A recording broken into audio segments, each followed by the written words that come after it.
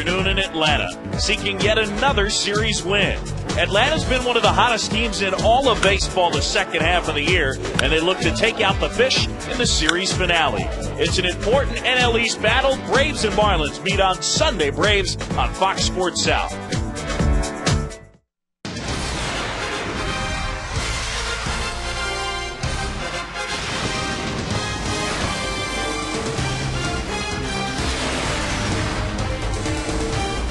Here in Atlanta, as the Braves finish up the series with the Marlins, it's Sunday Braves on Fox Sports South.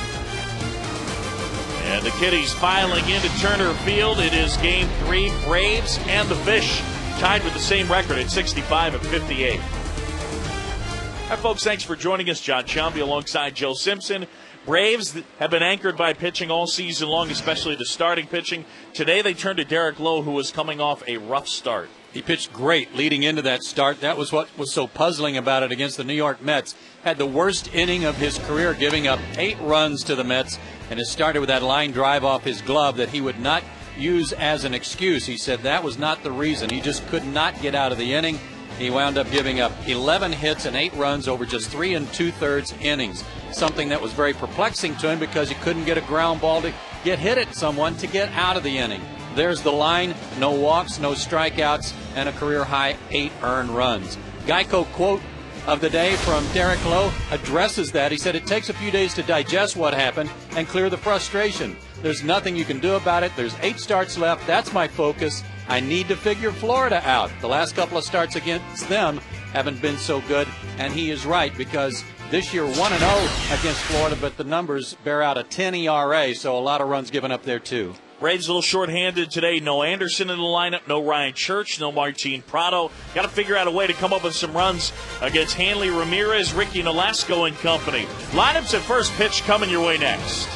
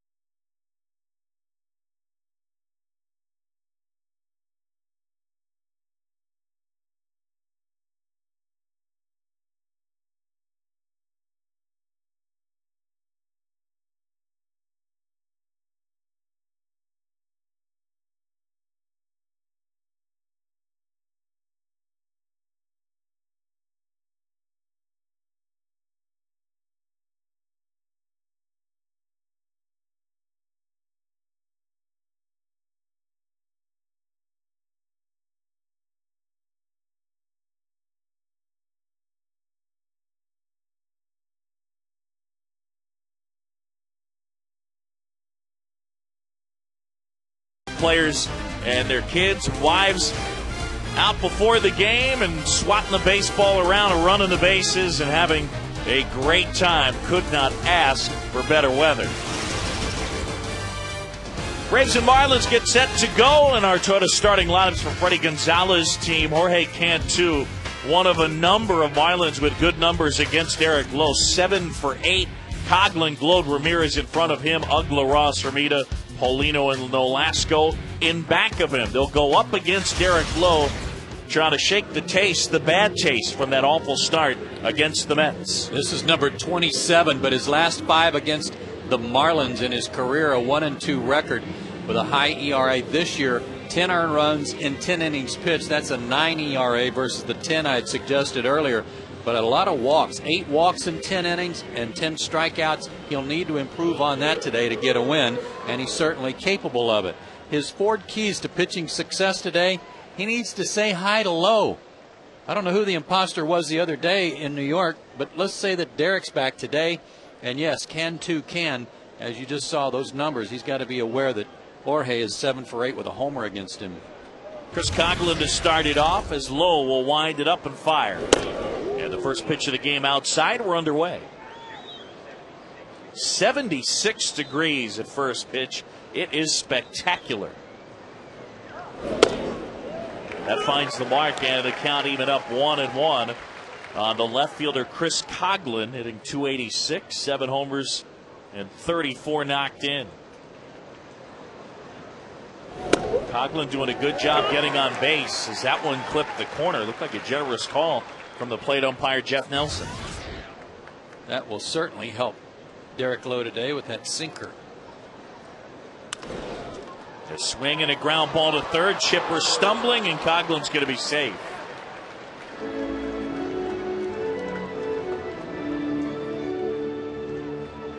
Chipper looked like he couldn't get to his feet or come up with that clean. He's wiping all kinds of mud off his hand. Maybe a little too much water on the infield. See there.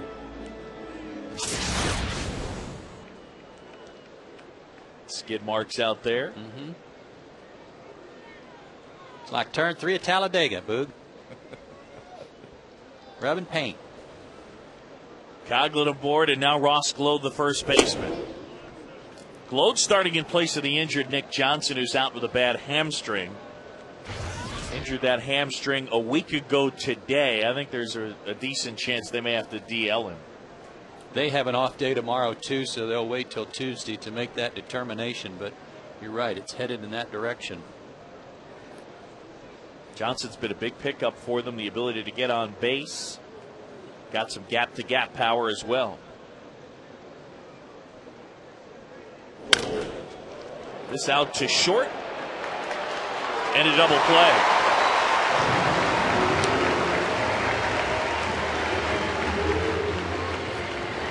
Derek got off to a great start in New York the other day. That was what was so puzzling about that 4th inning. The first 9 outs he recorded were by way of ground balls. And then all of a sudden, the roof caved in. 8 runs and 10 hits in the 4th.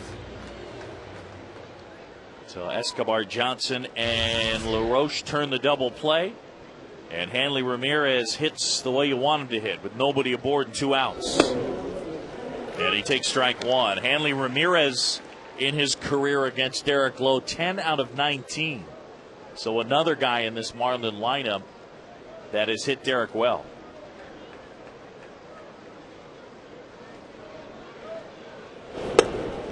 On the corner, and a good breaking pitch right there, the slider. That was sharp.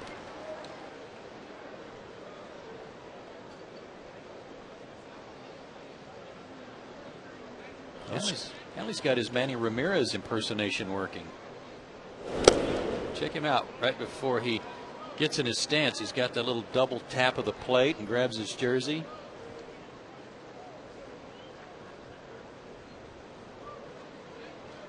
That's right. That is the Manny move. Now I know he wears number 2 for Derek Jeter, so guy who came up in the Red Sox organization but was a huge fan of the Yankee shortstop.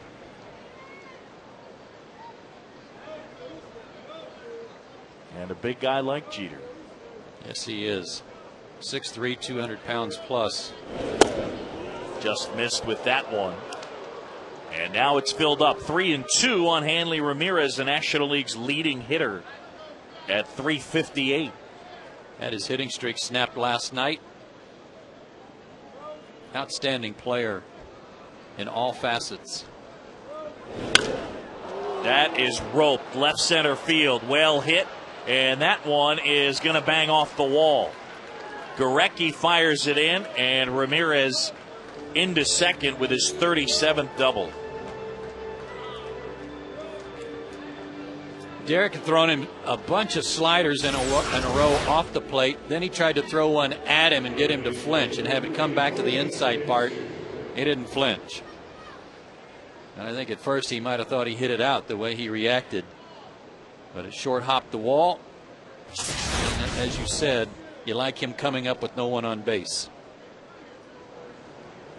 So 2 down with a man at second, and it is Jorge Cantu.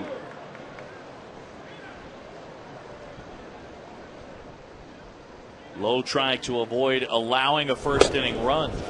Delivers a strike.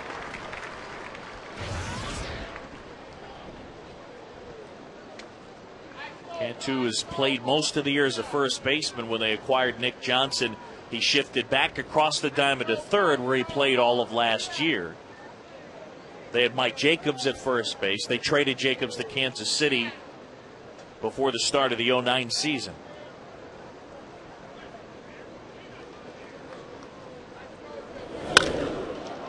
Center field, Gurecki has it.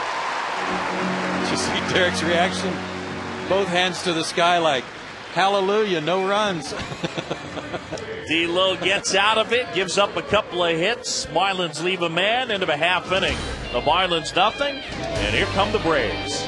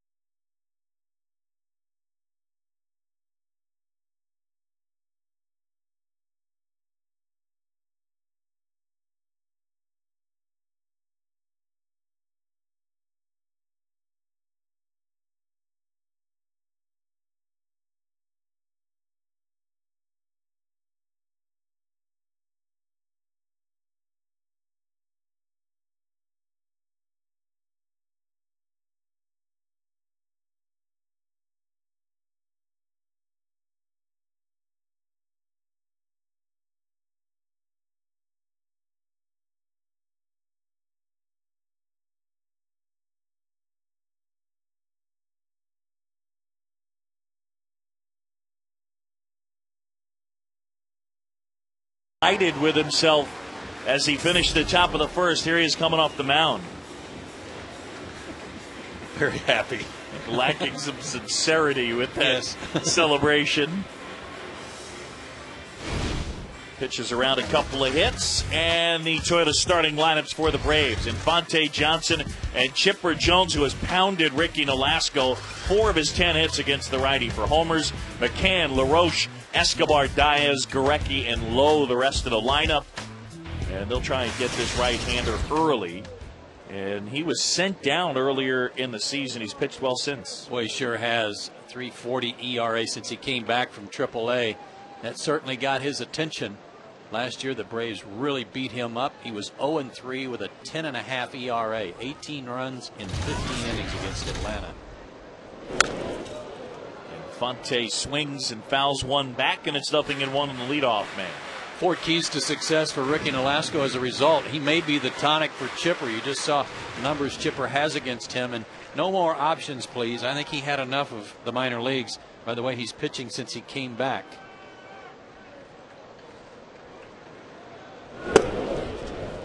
That's a strike, and it's 0-2. I think more than anything, what you've seen from Ricky Nolasco after being sent down, the numbers he's put up, a 3.40 ERA, a continuation of what he did last year when he was brilliant. Yeah, 15-8 for the year last year, and 3 of the losses to the Braves.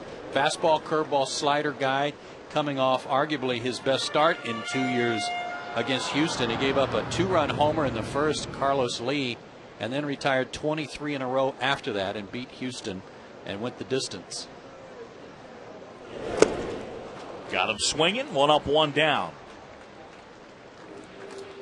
And with 1 away before Kelly Johnson hits, let's take a look at the defensive back of Ricky Nolasco. Coghlan, Ross, and Hermida left to right. It's Cantu, Ramirez, Uggla, Globe third to first in the infield. And Nolasco will work with Ronnie Paulino.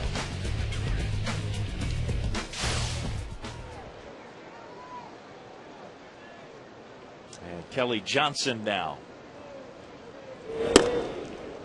Kelly continues to be perplexing in that he has hit just 181 against right-handed pitching. He's done almost all his damage against lefties. That one hooked down the line, but hooked foul. Had an odd sound to it. Kind of a one-handed swing off the end of the bat. He was fooled some, but got distance, just didn't get a real good line drive out of it.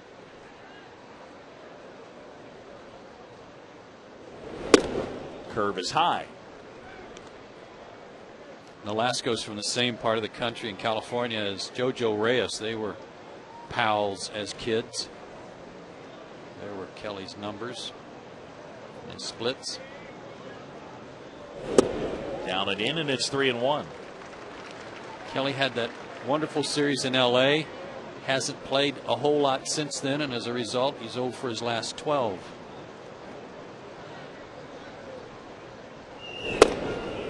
Outside, and he takes a walk. I think really when you take this year and last year, that right there is part of what has been missing from Kelly's arsenal, being a little more selective. Back in 2007, he had a real good year, and he walked in the neighborhood of 80 times.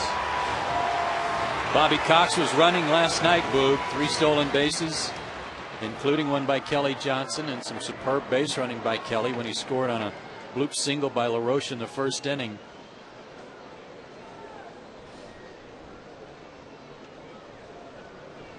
Chipper at the plate and rips that one, but foul. That was hammered. That's the best swing he's put on a ball in a week. And it's amazing what goes through a hitter's mind and how much better you can feel going to the plate knowing you've owned somebody. And certainly great numbers against Nolasco.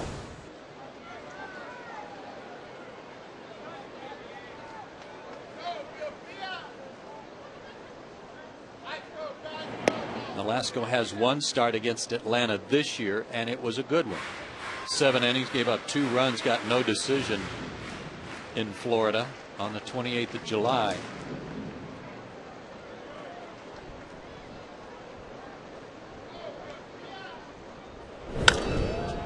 Chipper punches that out of play. It's 0-2 on the Braves' third baseman, who has just 1 for his last 22. Yeah, with 9 strikeouts. I'd say that part of it is the most eyebrow raising, the 9 strikeouts. And a lot of it has to do with him really jumping out on his front foot, Boog, because he's not patient right now.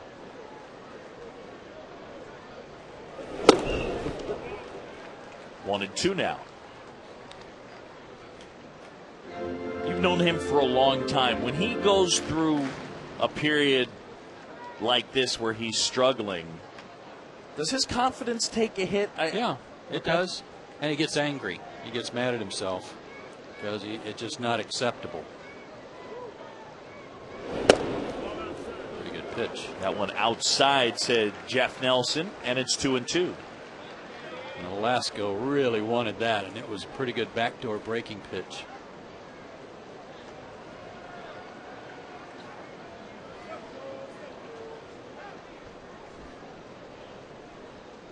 Johnson a small lead at first. 2-2 on Chipper Jones, and now time call. 76 degrees at first pitch. A spectacular afternoon. Are you kidding me? For August 23rd? What a day.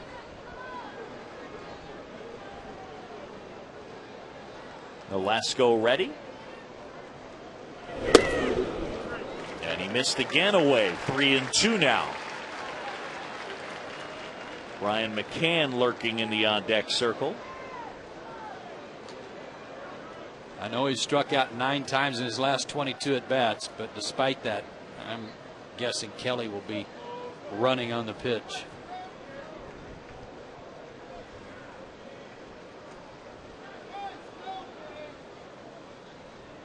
Kelly's going. And they'll do it again as Chipper was late on that fastball.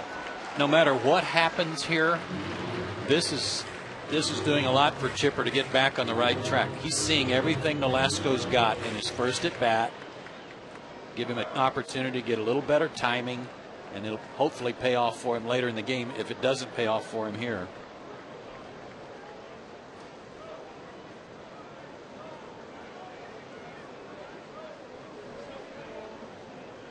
Another payoff pitch. Kelly going, and that's down and in. Nolasco's walked back-to-back hitters. In 136 in the third coming in, he'd walked only 32. So for Freddie Gonzalez, walks really have not been an issue while watching Ricky Nolasco. Last start, a complete game win against the Astros. He didn't walk anyone, struck out 10 in that start. In fact, he gave up a first inning 2-run homer to Carlos Lee and then set down 23 in a row. Brilliant. 2 starts ago, though, he got rocked by Houston at home. Just went 3 1/3 innings. Must have learned something. Well, now McCann with 2 aboard. And the strike catches the corner.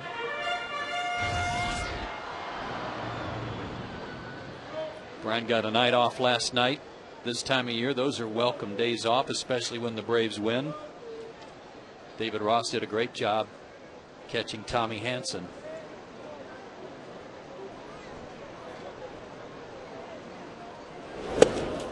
Oh, he blew the fastball by him. Got one in a really good spot, and Mack was just late. Threw it under his hands. Barrel of the bat goes. Well, actually, that looked like it was a little under it. I thought it went over to me because I thought it was down and in, but not so. Just zipped it by him.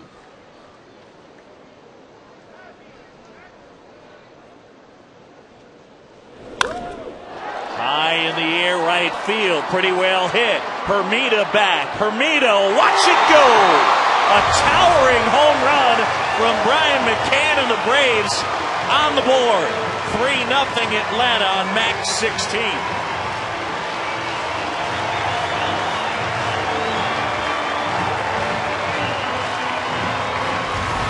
I mean, that thing could have brought rain. That had some hang time.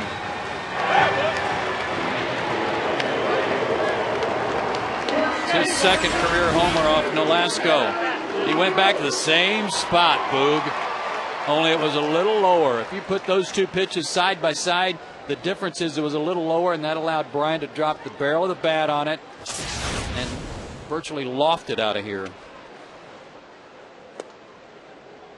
Here's a strike to Adam LaRoche. And for McCann, 16 home runs, 65 RBIs.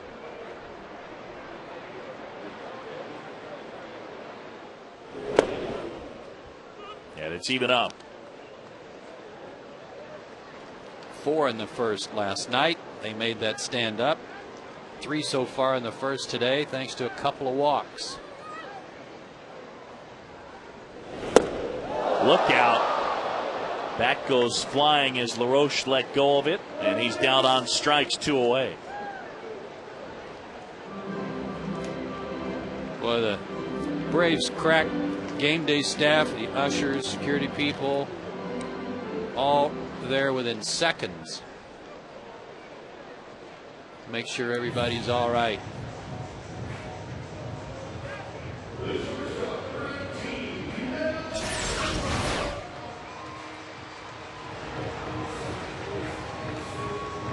It skipped off that gentleman and has the Chipper Jones jersey on, but looks like everybody's okay.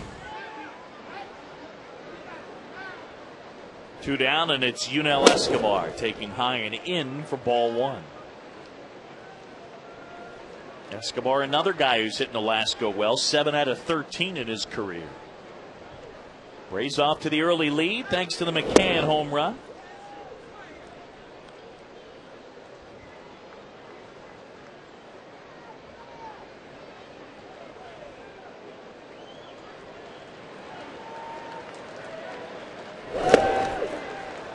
And the count 2-1 now.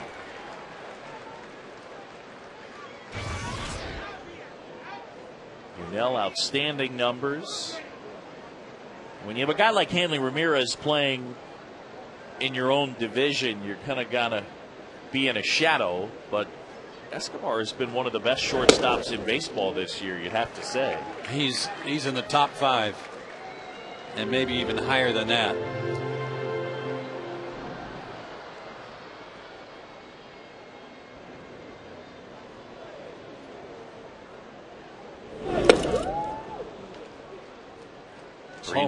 Home run last night was on a pitch down and away from him a little bit that he had a swing similar to the one he just swung and missed at, but gosh, he just stayed on the ball so long to be able to get it and drive it out to left center. Didn't pull off of it.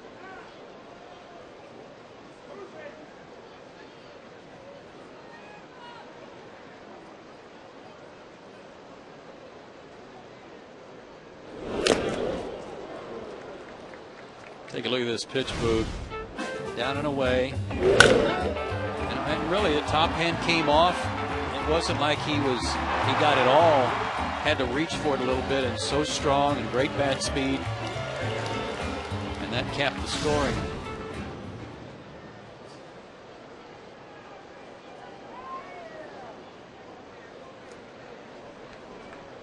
Three-two now from Nolasco. In the air, left center field. Coughlin out there. And he's got it. And that's the inning. But the Braves pick up 3 big runs. 1 swing of the bat by that man, Brian McCann. We'll go to the second. Atlanta leads.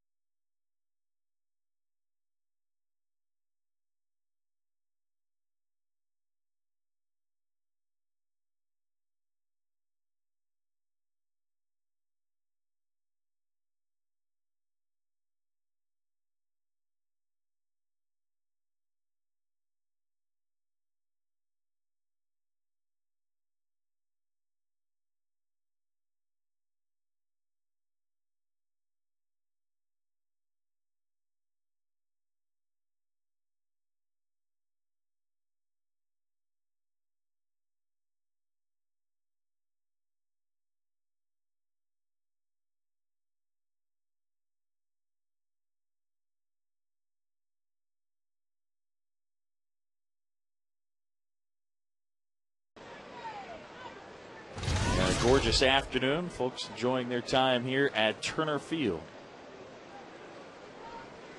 Derek Lowe back to work. Delivers the first pitch outside and low to Dan Uggla.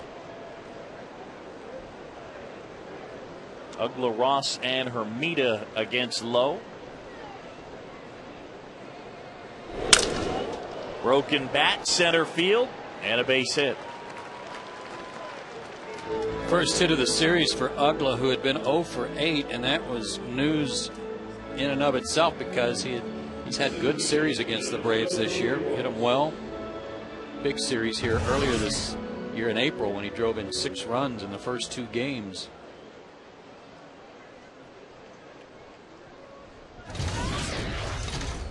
So the leadoff man aboard, and it's Cody Ross, the center fielder. And the Braves on top by 3. Ross shoots that one to right, but foul.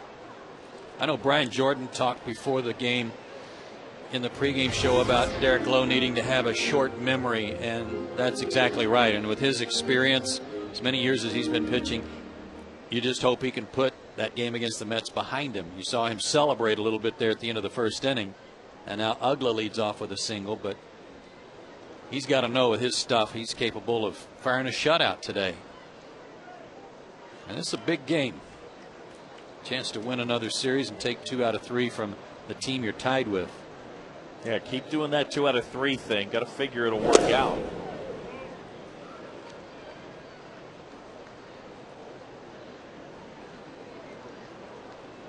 Again, from the team's standpoint, they're not really looking at it. You know, we're analyzing it on paper. All they're thinking about today is beating Ricky Nolasco. Yeah.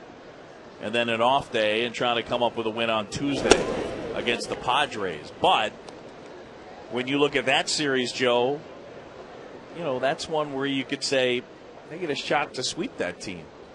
Yeah, they got that kid Latos pitching on Tuesday that beat Atlanta out in San Diego. He's got a big arm. But you're still going to run into good pitchers no matter who you're facing, whether it's San Diego or not. You got to figure you got a good chance to sweep that team. And even with Latos, that's an offensively challenged team. Yeah.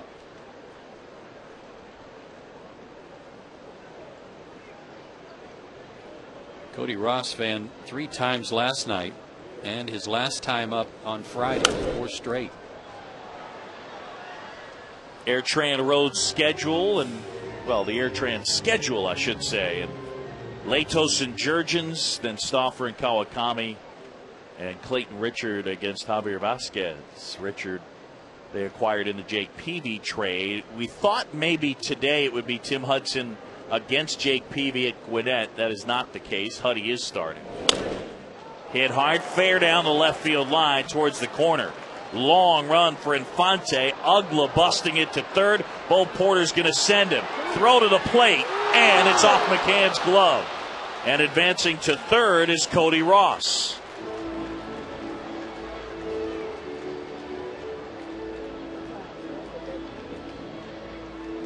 Ryan trying to sweep that tag down quickly, and maybe got a little anxious in receiving that throw. Got a little too quick, stabbing and then trying to bring the glove down.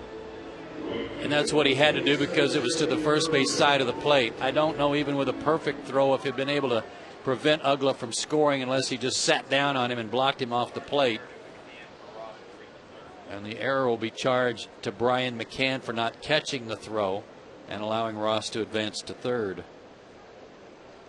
So nobody out. Marlins on the board, and Atlanta's own Jeremy Hermida at the plate. He's had a good series. 4 for 7 with a homer.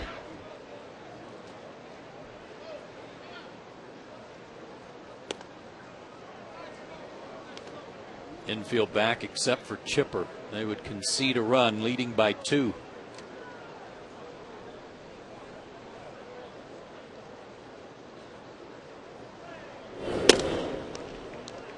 Now 3-0.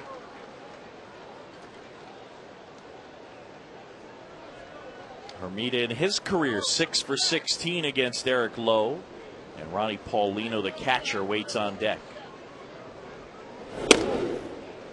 And a 4-pitch walk, sets up a double play. First walk issued today by Lowe. One of the things that we wondered about in Derek Lowe's last start was his right thumb and the calloused area on that bridge just beneath the nail, really where the ball rests. And it looked like Jeff Porter was looking at that a lot. We wondered how much that bothered him. Towards third, Chipper gobbles it up to second one. Kelly to turn. 2 runs scores, and it's a 3-2 game. Like Kelly might have gotten spiked too by Hermida. He'd give up a run for 2 outs there to try to shorten the inning. Second double play turn behind Lowe. Kelly got the ball in plenty of time and was behind the bag. That's why didn't like the fact that he got spiked here. And I'm not sure Hermida was happy about it either. He actually checked with Kelly or apologized for going into him. 2 down, and it's Nolasco.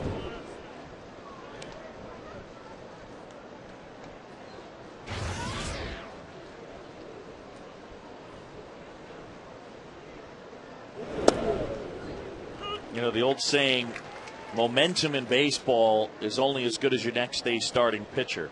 But inside the game itself, specific single games, there are swings of momentum. And the Braves took the mow, if you will, in the bottom of the first, and the Marlins have grabbed it right back because Lowe hasn't come up with a shutdown inning.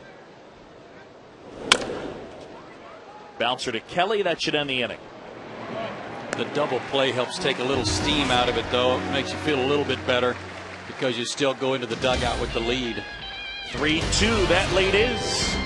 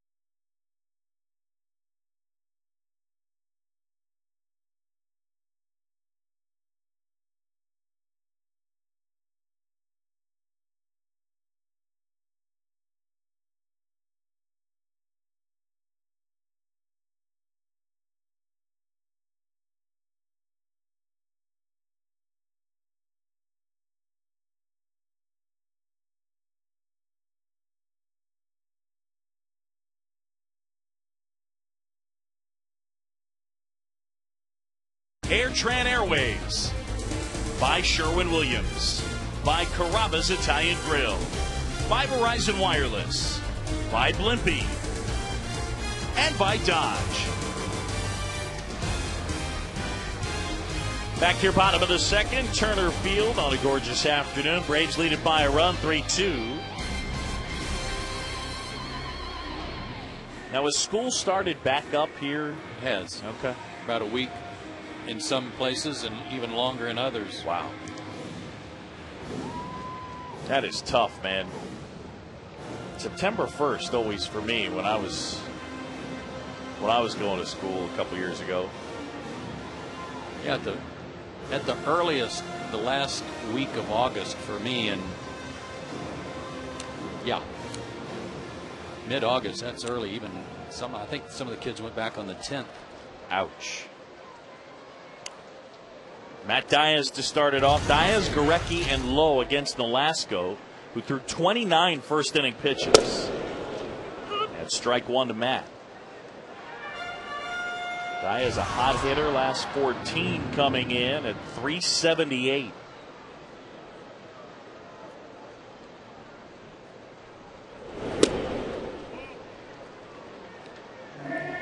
Showed you some highlights from game 1 of the doubleheader today. Braves already lost the first game of the doubleheader, but they've never won that game to the Kids. Lost every single time. Now we got a piece of Paulino's mask.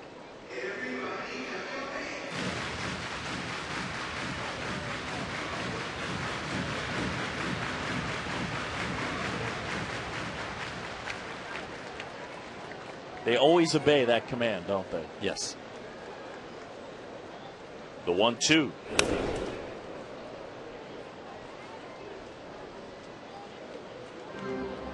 Ricky Nolasco, 6'2", 230 pounds, 26 years old, from Rialto, California. Originally drafted by the Cubs in the 4th round in 2001. And the Marlins picked him up December 7, 2005 with Sergio Mitre and Reniel Pinto in exchange for Juan Pierre. You talk about a steal of a deal. That was a great deal. And it's a shame Mitre had some arm troubles while with them, because he looked like the best of the bunch. In the Yankees pen right now. That one line to right and a base hit. Matt Diaz stays hot. Second hit of the afternoon for the Braves, and the leadoff man aboard. Often referred to as the hitting fool, but this was just flat out pretty. This was pretty hitting. Fouled off a bunch of pitches, got a pitch out and away from him, right on the corner, and he just reaches over. It wasn't like he drove down and threw it. He just kind of reached over and poked it to right. Coming into today, Matt Diaz, a little over 1,200 career plate appearances, but a career .307 hitter. And Reed Gorecki now.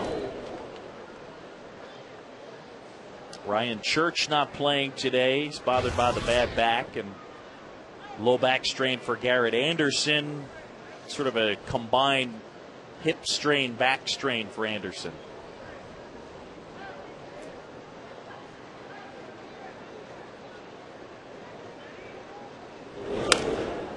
Reed had a key hit last night, Boog, and it wasn't that it led to any damage, but the Braves did leave the bases loaded after he led off the 7th with a single. And the reason it was a key was because Bobby only had 2 healthy guys on the bench. By him getting the hit leading off, it allowed Bobby to use Javi Vasquez to bunt and move him up and not have to use one of his bench guys.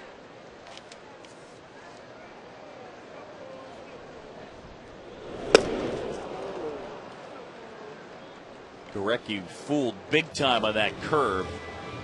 And that's the 3rd strikeout of the afternoon for Nolasco. 1 away in the 2nd.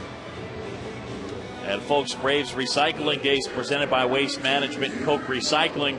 Bring a plastic bottle, newspaper, or 10 plastic grocery bags to Turner Field this Tuesday, Wednesday, or Thursday against the Padres, and get a Braves ticket for only $3. Save money on Braves tickets when you recycle.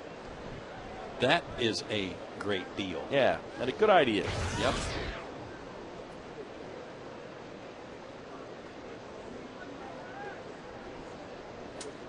And 2 in on the grass at 3rd, and a throw over to first. Lowe has 8 sacrifice bunts on the year.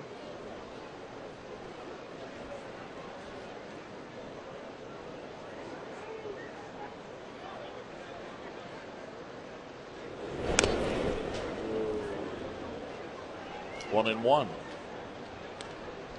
Javi Vasquez demonstrated perfect fundamental bunting technique last night.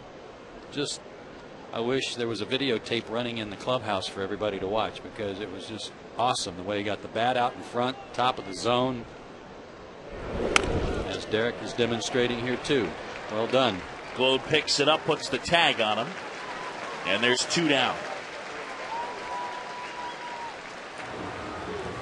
If you've got the bat parallel to the ground and at the top of the strike zone, then if a pitch is below the top of the strike zone, then you can go down to it. elbows bent, softened the ball when it hits the bat, and he just tried to catch the ball with the bat. Didn't poke at it. I mean, for a pitcher, it's part of the responsibility. It's something you're going to be asked to do for sure. And it only helps you as the pitcher by getting a runner into scoring position or two.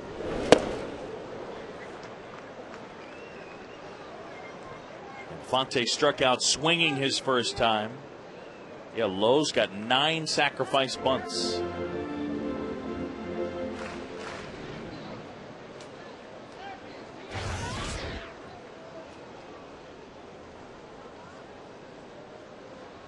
Two down, man in scoring position. The Braves by a run.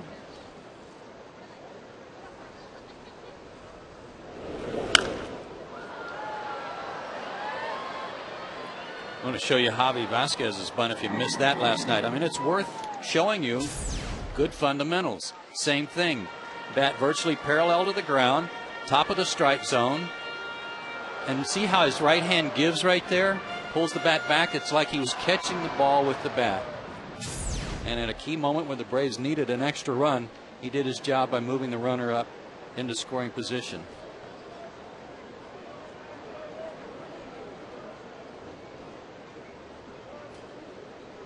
The 0-2, and that one lined to second, caught out of the air by Ugla, and the Braves can't do anything with Diaz leadoff single. End of 2 at Turner Field, and it's 3-2.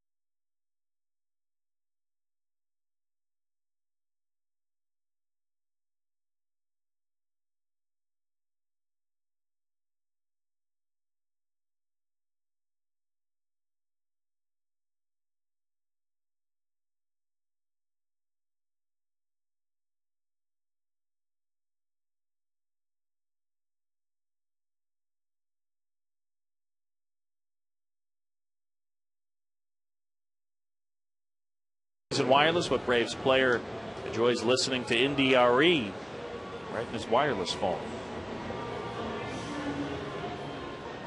Are you familiar with NDRE? I got nothing for you there, buddy. Okay. Is that an individual? Yes.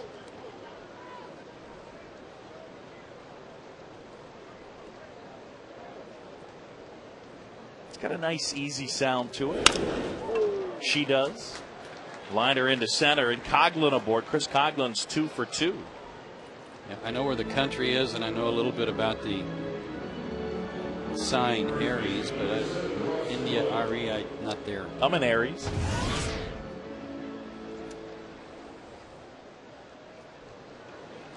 And now back to the play-by-play story. Here's Ross Gloat at the plate.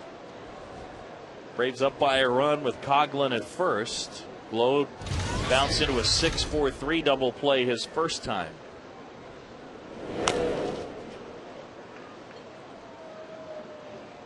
Marlins already with 5 hits against Eric Lowe.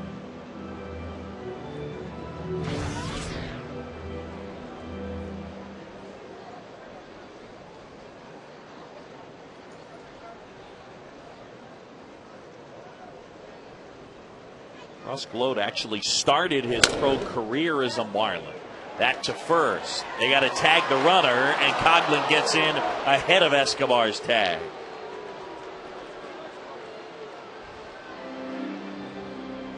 Well, that was the right decision by LaRoche. I mean, he was right by the base. Yeah, you gotta take that out at first when you're standing right there. But his throw, you can see, was wide of the bag. He's trying to make sure he gave Escobar a good look at the throw, so he didn't hit the runner, but pulled Unell too far away from the base to have any chance on the tag. Threw him a little too seamer that started to tail towards the third base side of the bag. And Hanley Ramirez up a double to left center. Check swing, did he go? Yes, says Jeff Nelson.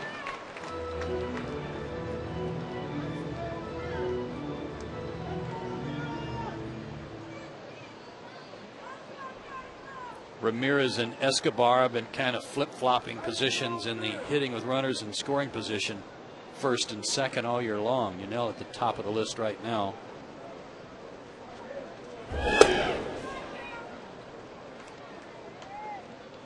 Quite a talent, this guy, in our Lincoln player profile.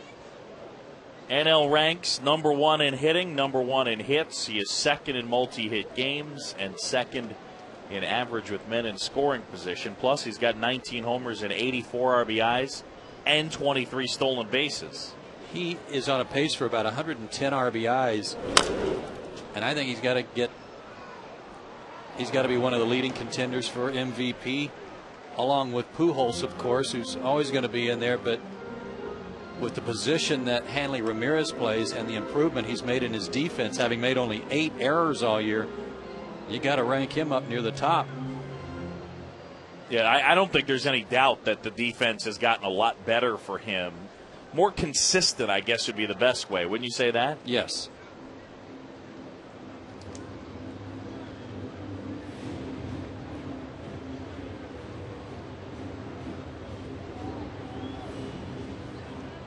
And with a quick word for Derek Lowe. Well, they may have been talking about the first at bat. Remember, he got ahead of Ramirez in the first AB and threw him a lot of sliders off the plate for strikes. Tried to throw him one inside, and he hammered it for a short hop to the wall. Off the glove of McCann. Coghlan's trying to throw to third. He's a dead duck.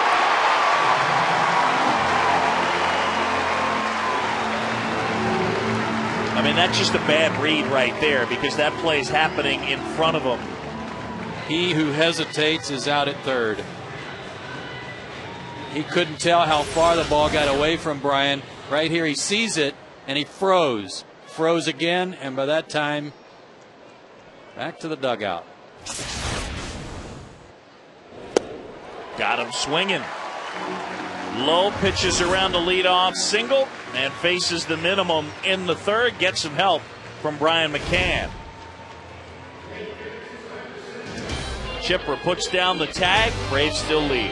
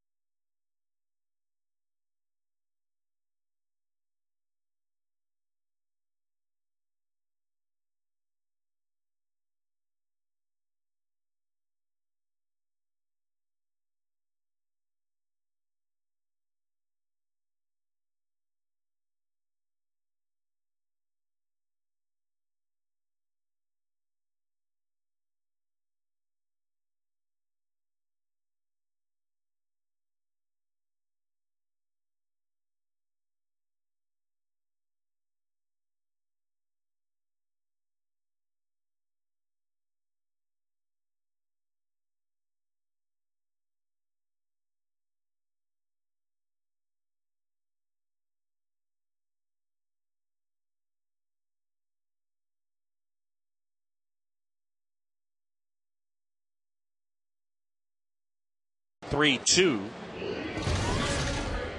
And it's the VCast Music with Rhapsody. Know your music getting from Verizon Wireless. We asked you earlier which Braves player likes listening to NDRE on his wireless phone. How about an answer? Garrett Anderson. Very nice. Garrett, one of his children was out playing in the father-son game, and his son was hanging out some ropes.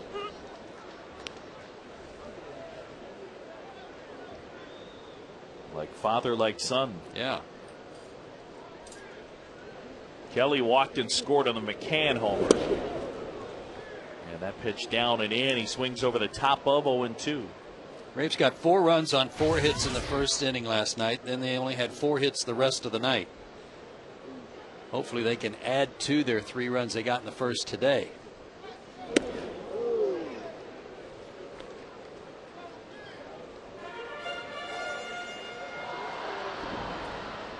The second half, the Braves have played so well, and the home run ball has been such a big part of the offense. And the addition of Adam LaRoche has helped a lot. Left field, Coghlan towards the line. Wow. Chris Coghlan, even when making the grab on the Yudel Escobar fly ball back to end the first, looked unsteady. Yikes. And in his defense, I mean, he's playing a new position. We were talking about this. I learned this Friday night from him that before he got called up, they moved him to the outfield from second base. He played 2 games before he was called up and put in left field. He did not have 1 fly ball hit to him. He had a couple of base hits hit to him. And he said, the first fly ball I had hit to me since I was 12 years old was standing in left field at Coors Field. Wow. So he still needs some work. Went too far. It's a strike, 1-1. Here's the other thing. He was a third baseman in college. As a professional, he's made the adjustment from third to second.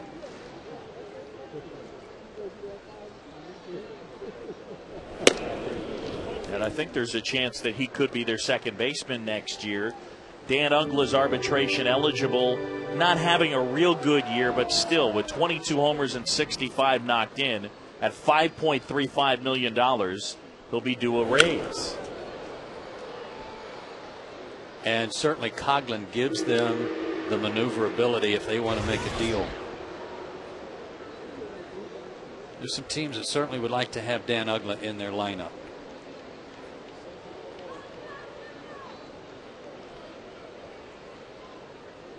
The 2-2 and inside. Coghlan's done a good job getting on base. Coming into today, before his 2 hits, he was at 286 with a 364 on base percentage and 26 extra base hits. Freddie Gonzalez and Jim Presley, their hitting coach, were raving about him before the game and talking about what a dedicated player he is, how he loves to play the game, how he respects the game and plays it right. He's going to be around for a while in this uniform. The 3-2. Ball 4. Chippers walked twice.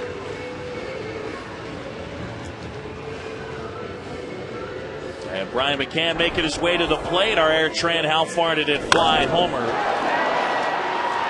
347 feet right down the line, just into the seats. Thing of beauty to get the Braves going early.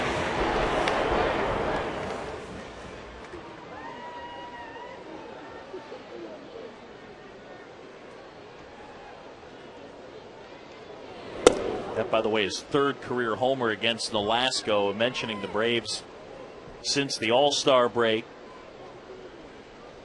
2nd in the National League. Only the Phillies have hit more. Braves have now homered in 9 straight games and 15 out of their last 16.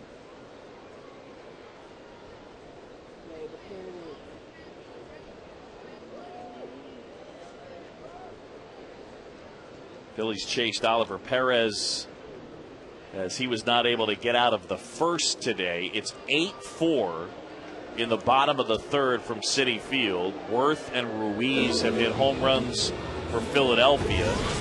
Angel Pagans hit 2 for the Mets off of Pedro Martinez. So Oliver Perez couldn't get through the first, and Pedro's given up 4 runs on 6 hits, and there are 2 outs in the bottom of the third. Well, remember near the end of his 5 innings, Perez hurt his knee a little bit covering first base, and he talked about it after the game about how he thought it would be okay. Jerry Manuel said, no, it'll be fine. And Perez's comment was, I'm glad he knows better than I do. You know, it was a little bit of a shot, like, you know, it hurts. So there was some concern about how well he might pitch today, and they found out not very well.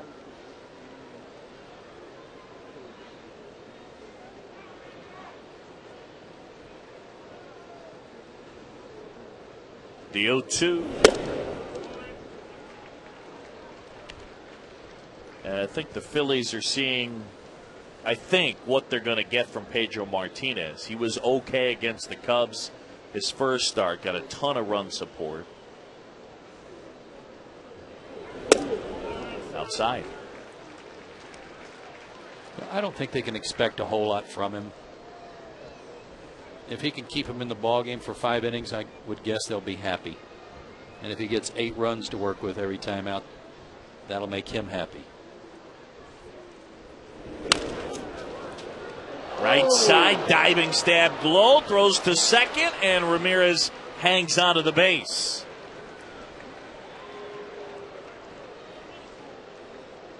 Very nice play by Ross Glow. Yeah, Chipper had to freeze so he didn't run into the ball.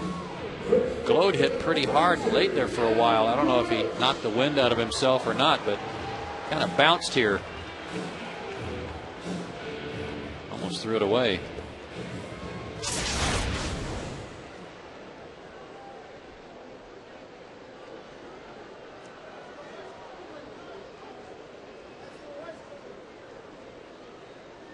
So 2 down now with a man at first and Adam LaRoche. I didn't realize Hanley Ramirez, he's got the spikes that kind of coordinate with the glove. A little teal and teal. Line drive and a base hit right field. And LaRoche stays red hot. 4-15 as a Brave coming into today. 4-seamer inside third, below the belt, asking for trouble with Adam LaRoche. You're happy that it's just a single.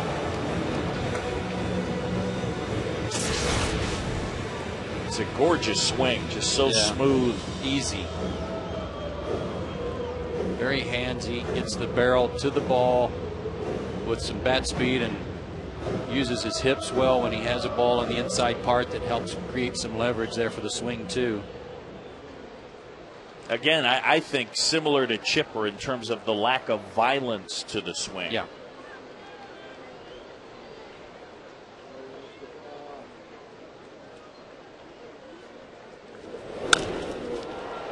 In the air down the right side, but that one's slicing. I think it hit the railing or the edge of the wall. Ramirez got to go retrieve it. When you think about Adam's swing a little bit too, Boog, he holds his hands up so high, and he is a good low ball hitter, that gravity helps a little bit too, because he just has to drop his hands and the barrel of the bat down on top of the ball. That creates a little bat speed too. He's not having to level it off and more or less drag it through the zone.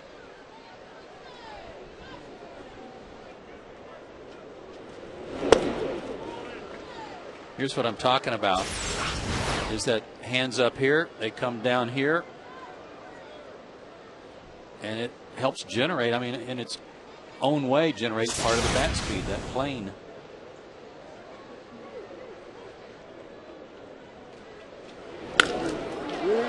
Center field. Ross back. He's got it. And that's the inning. No runs, a hit, a walk. Braves lead 2, end of 3. Braves lead.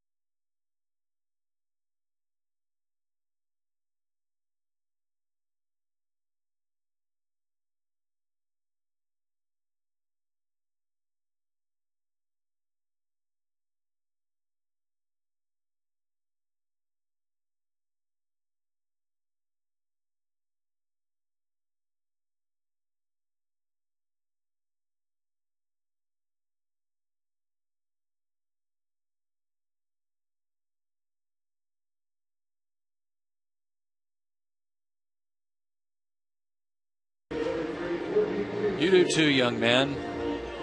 Oh, here we go. Here we go. I like the O with the hair. Very nice. Gee, I can't figure out what that's all about. Can you? My hair's on the O. Okay. I love it. If I had any, that mine would be on there too.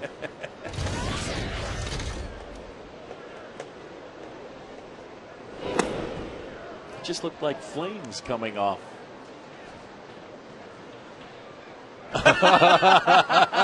That is great. That is great. I missed that. Rolled the third, chipper a long throw. And good stretch by LaRoche, one away. I missed that. That's awesome.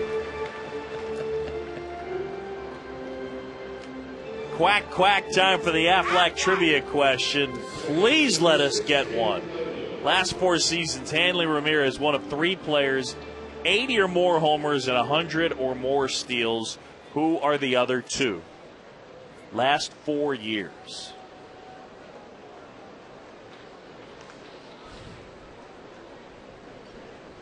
First thoughts are Jimmy Rollins and Carlos Beltran. Now, is it 09, 08, 07, 06, or okay? So it's like three years plus this year.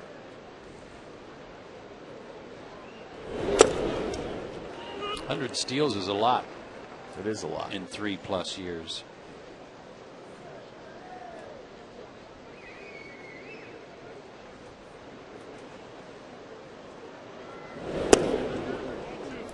Rollins, Beltran.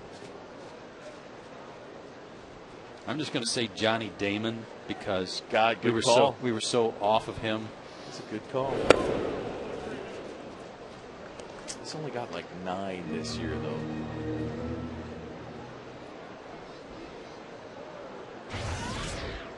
In fact, for the rest of the year, I'm pretty much going to fire Johnny Damon out there every time. You should. Base hit into center field. Ugla's 2 for 2. That was a good swing. It's like he's trying to get away from uppercutting everything, which leads to so many strikeouts. But look where this pitch is. That's just a few inches off the ground, and he went down and threw that.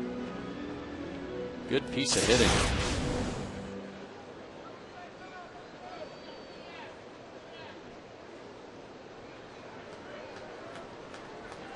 So 1 down in the 4th. It'll bring up Cody Ross. Marlins started the year with Cameron Maben, one of their top prospects in center field.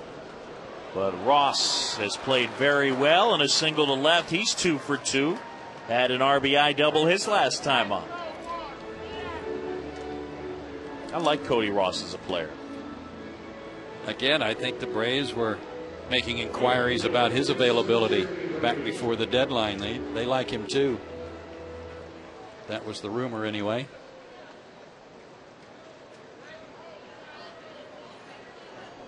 Two aboard and 1 out. Lowe's already allowed 7 hits. And we're only in the 4th. A couple of other thoughts for you on that Aflac question. It'd be Torrey Hunter and Mike Cameron. I don't think you got enough stolen bases the last few years. Okay. Grady Sizemore? I don't know if there's enough steals there. Bouncer to short. They get 1 there. No, they didn't get anything. I think Kelly was thinking about the transfer, thinking about the runner, and everybody's safe. The bases are loaded. That's got to be caught. That's got to be caught. Whether you get the double play or not, and it was going to be difficult because he had to charge so far to get the ball. Chances of getting the double play are slim. But yeah, I think you're right, Boog. I don't think he was watching this ball into the glove. Yeah, he was already looking toward first or toward the runner. It's an E4.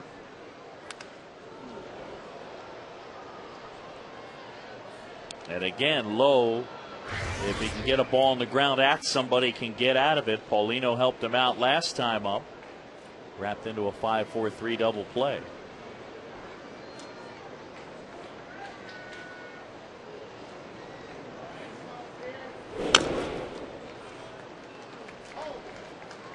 Free swinger. He'll go up there hacking, as we saw when he used to be with the Pirates. He's done a good job resting John Baker when they need give him a day off. Big, strong guy. Maybe he'll hack at one and hit another ground ball at somebody. That is ripped into left center field. Gurecki on the move. It's going to get to the wall. 2 runs in, and Hermida racing around third on his way to the plate. Throw is cut off. Throw now to third, and they get Paulino. But 3 runs come in. It's a 5-3 Florida lead.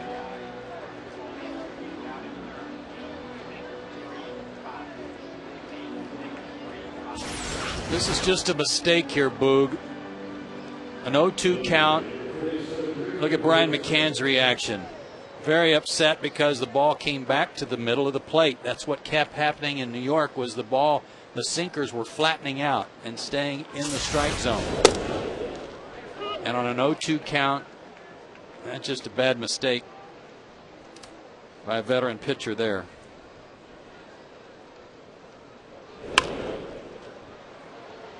Nolasco corks that one foul out of play, right side.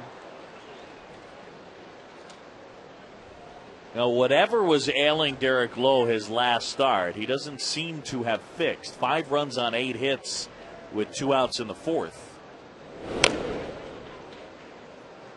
I haven't seen him be able to get into a groove where he rolls through 3 innings. He got all those ground ball outs in New York, but there were some runners on base. He got some double plays like he did today in the first 2 innings. But I haven't seen him feel like he was in command.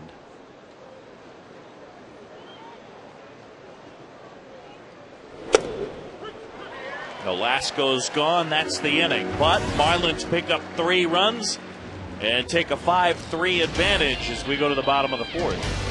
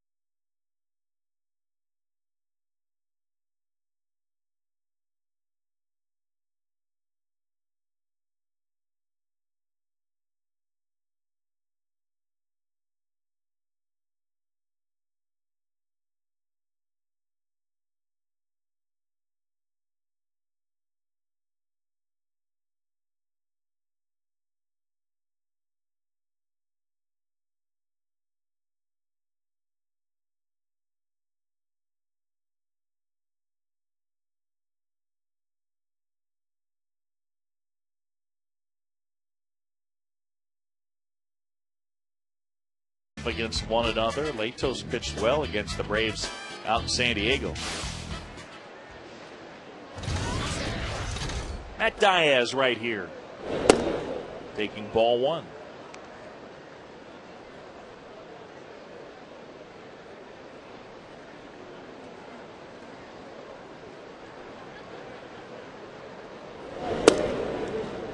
taking all the way, and the count even up. Matt, a single to right his first time.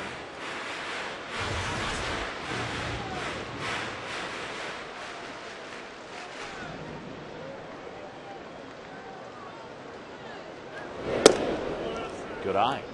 This is where the Marlins want Nolasco to have a shutdown inning. They've gotten the lead for the first time in 2 games. And they want him to have a quick inning and get the offense back up there. Diaz rips that one to left. And over there trying to cut it off is Coghlan. Diaz racing for second. And Matt's got a double. I'll tell you what, when you consider the injuries to Anderson, to Church, to McLeod over the last few weeks and how hot Matt Diaz has been, where would they be without him? I don't have any idea. He's hitting lefties and righties right now, and that's in his last 4 official plate appearances. He's 4 for 4. And a chance to get one of those runs back at least with a leadoff double if the Braves can get him over and get him in. Got the pitcher on deck. So Gurecki will try to get him in himself, if not get him over. But you got to be thinking about right field here and not pulling that breaking ball.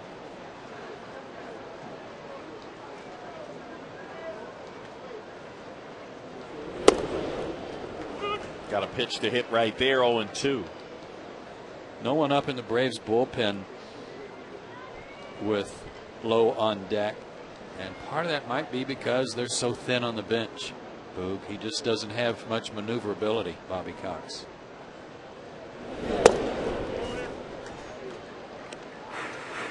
You could think about using a pinch hitter for Lowe here if you need to, but you really don't want to get caught late in the game with the game on the line and not having anybody to pinch hit.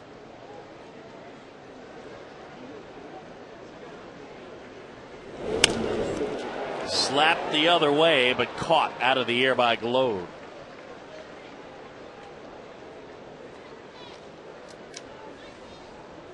And with one down, time for the answer to our Aflac trivia question. Last 4 years, Hanley Ramirez 1 of 3 with 80 or more homers, 100 or more steals. Who are the other 2? You go first. Let's say Beltran and Crawford. I got Beltran and Soriano. I also like Rollins and Sizemore and Johnny Damon. It's good when we name them.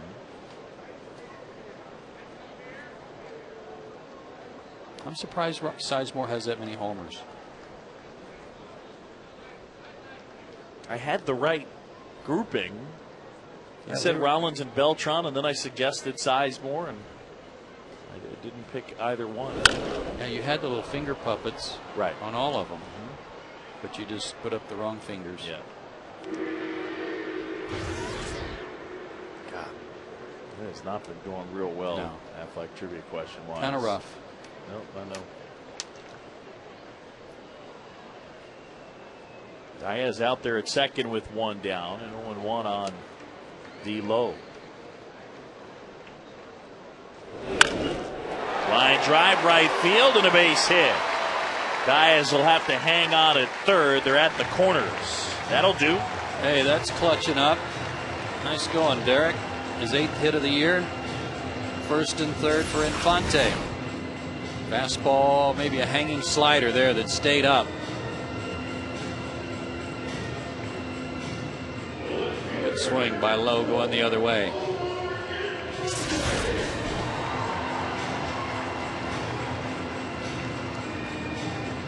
Put down a good bunt his first time up, now a base hit. So let's see if the Braves can take advantage of that.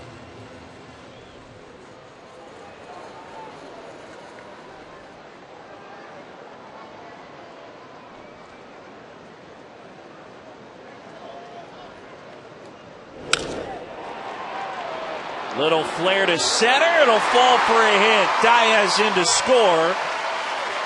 And the lob wedge finds a home out there at center field. RBI single. Braves within a run. Nolasco appeared to go to the well one too many times. He struck out Infante in the first and got him to pop up in the second.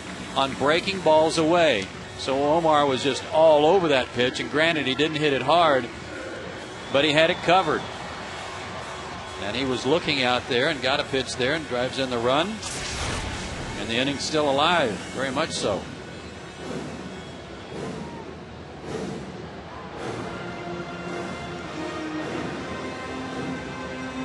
Omar, almost to the point of driving people crazy, I'm sure, but we just can't say enough about Omar Infante and how much the Braves missed him too, given the way he was playing at the beginning of the year, what he did for the Braves all of last year.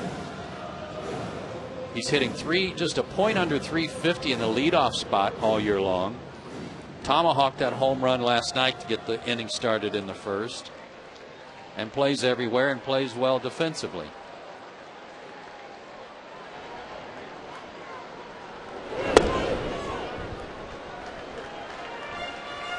Like to see Kelly be patient here as he was on that first pitch. Try to get something middle of the plate in.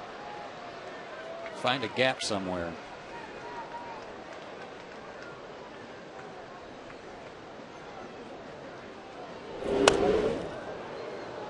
Check swing foul ball, 1-1. Martin Prado still sitting out. The exertional headaches, that's been the thing that's bothered him, and the dizziness associated with that. Hoping he'll be back on Tuesday.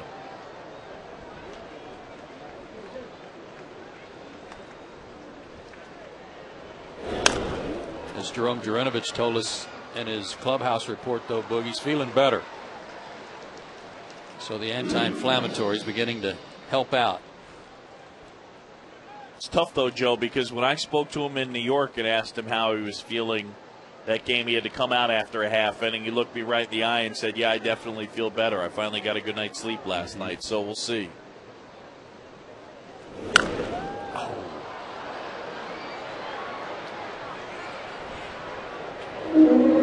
That'll get out of play, as Chewbacca will let you know. That looked like a good pitch to hit. Kelly missed there. He's a good low fastball hitter. And this was belt high. That's why I was a little late on it. Had something on it. He's due. Low at second, Infante at first. Braves down a run with one out in the bottom of the fourth.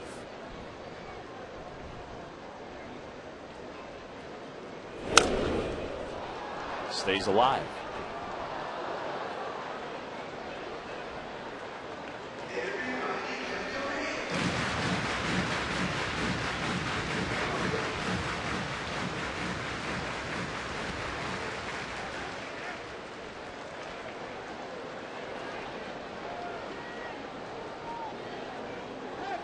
Nolasco back to work.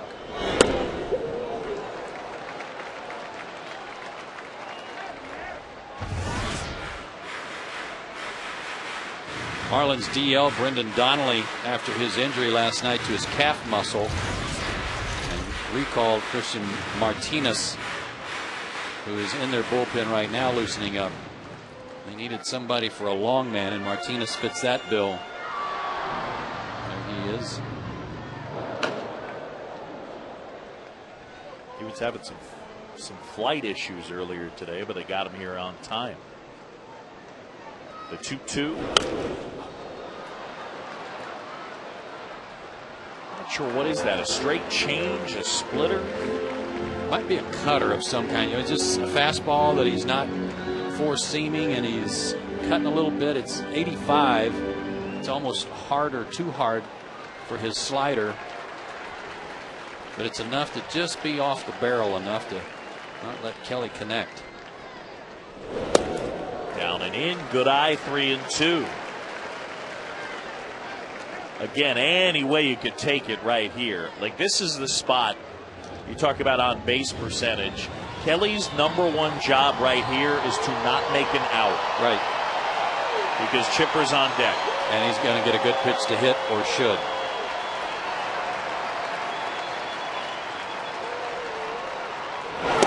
Got him swinging. Big pitch from Nolasco. There's 2 gone.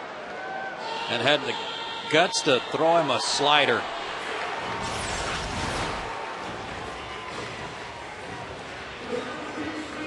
And he was right over the top of it. Great pitch. Looking at the replay, kind of backed up a little bit. It was going down, but then frisbeed down a little. Well, here's where you hope that first at bat of the day will pay off for Chipper. Towards first, nice play by Glode. Beats Chipper to the bag, and that's the inning. So Ricky Nolasco does a good job of damage control. The Braves pick up a run on the Infante RBI single. It's 5-4 Marlins.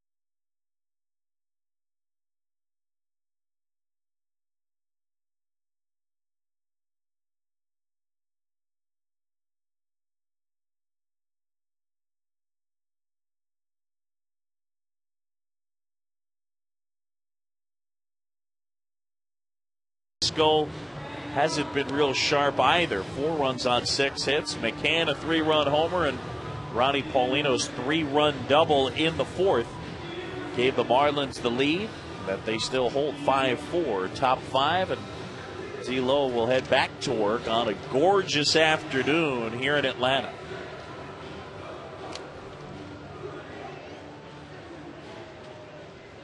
Top of the order, Coghlan, Glode, and Ramirez against Lowe, and it would be huge if Derek could work his way through a 1-2-3 inning, a nice quick one. Yeah, and I don't want to get ahead of him or us, but 2 innings in a row. Go a couple of innings without having to work out of the stretch. Sounded like he broke his bat. Kelly picks it up and throws him out. There's a start, 1 away.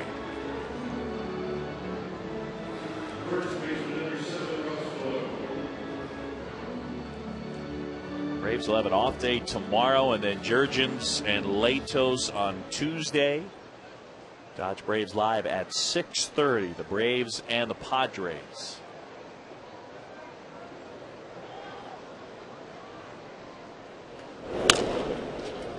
Foul ball. Now, Tim Hudson is going to pitch today, and he's supposed to have 1 more. Is that correct? Yes.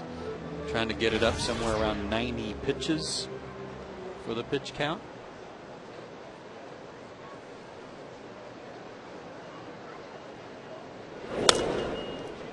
I'm wondering if, when he's healthy and comes back, if a 6-man rotation might be in order, as opposed to moving somebody to the bullpen. Wednesday the 2nd is the rest.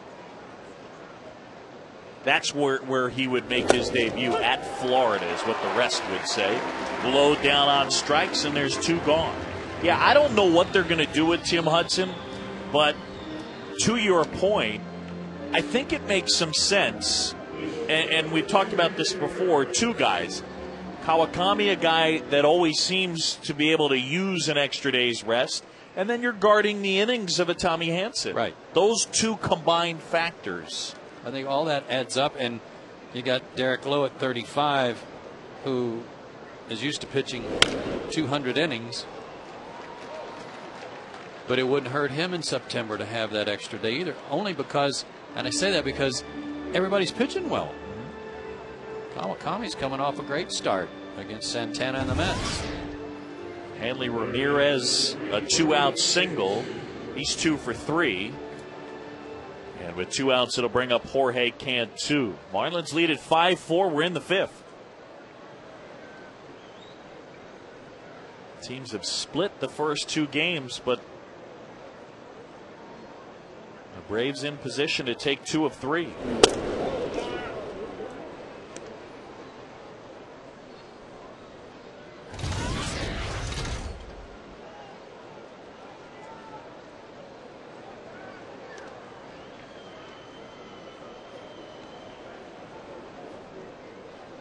Hanley Ramirez, 23 stolen bases. He's been caught 8 times.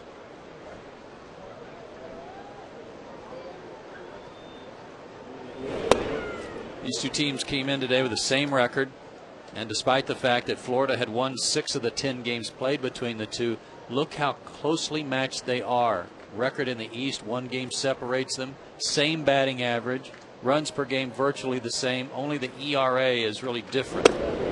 He's pitching better, but I don't know how you could make these 2 teams more evenly matched than the way they are. Now, in terms of run differential, the Braves are plus 58. The Marlins are plus 2. Cantu into left field. Infante is there, and he's got it.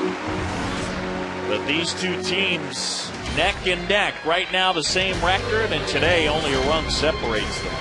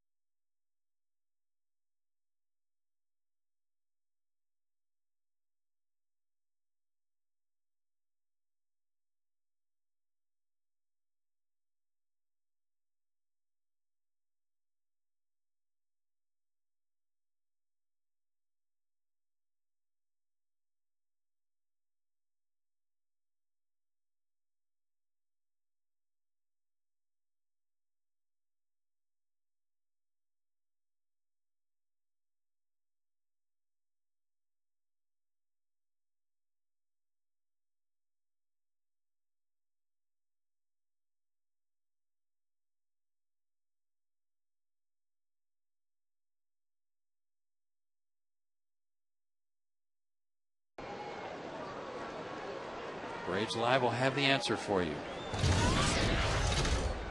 Brian McCann to start it off. McCann, LaRoche, and Escobar.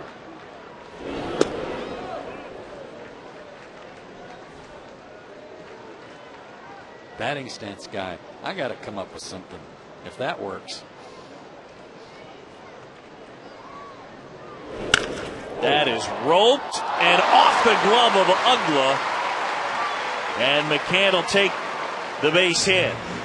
They had the huge overshift on, and McCann hit a rocket. Almost a Charlie Brown base hit there. There was equipment flying everywhere. This was not going to be a double. I think Hermida would have been able to get over there and cut the ball off. But at least it's not an out. Great effort there by Uggla. But Brian beats the shift anyway. So a man at first. And LaRoche. So, you know, I have a buddy back in New York that was doing batting stance guy before batting stance guy, and he feels like he missed his opportunity. He who hesitates. He was probably embarrassed, though, to like do it in front of a lot of people. He was on YouTube. He was on YouTube before this guy. Really?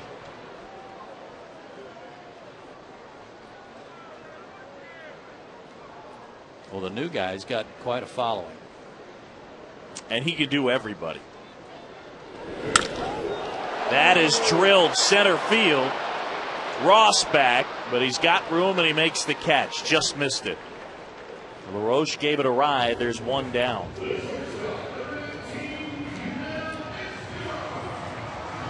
Time for a money and energy saving bright idea from Georgia Power. Set your thermostat to 78 degrees Fahrenheit in the summer. Go to GeorgiaPower.com for more energy saving tips. Georgia Power, a Southern company.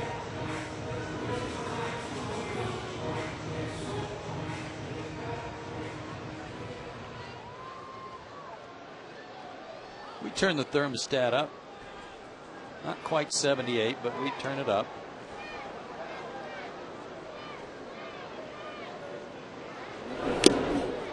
That foul tipped into the glove of Paulino. Here's what I don't get about that tip. Not that I'm going to doubt the people at Georgia Power, but room temperature is considered 72. Yeah. Joe Vencius is saying in my headset 68. What are you talking about? 72.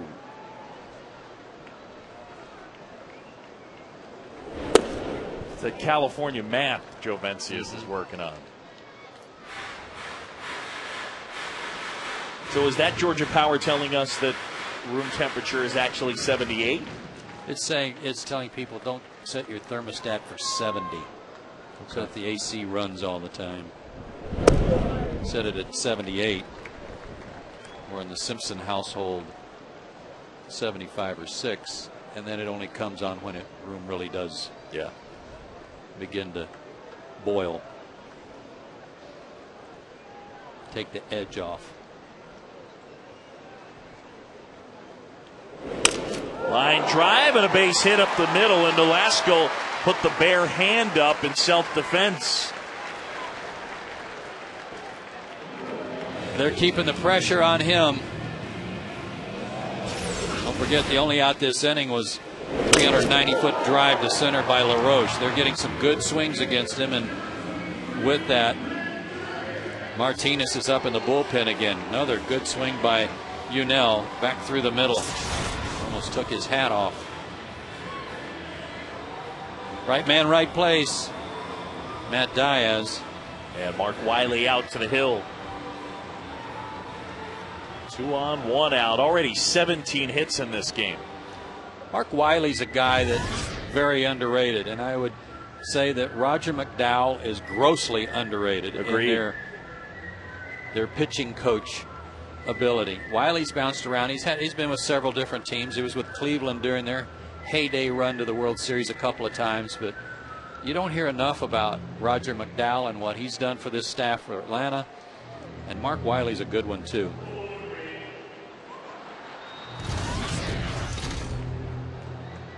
I think with guys like Mark Wiley, Roger McDowell, even when you're just talking to the pitchers privately, they all have great things to say about their pitching coaches and just sort of the connection with their pitching coach.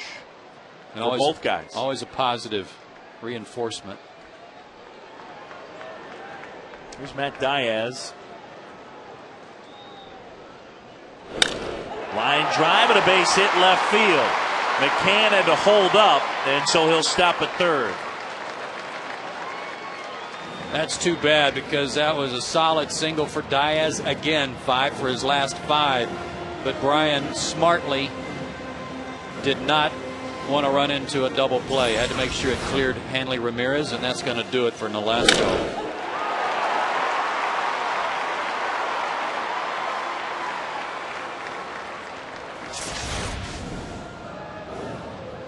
Freddie Gonzalez takes a baseball from Ricky Nolasco and a pitching change.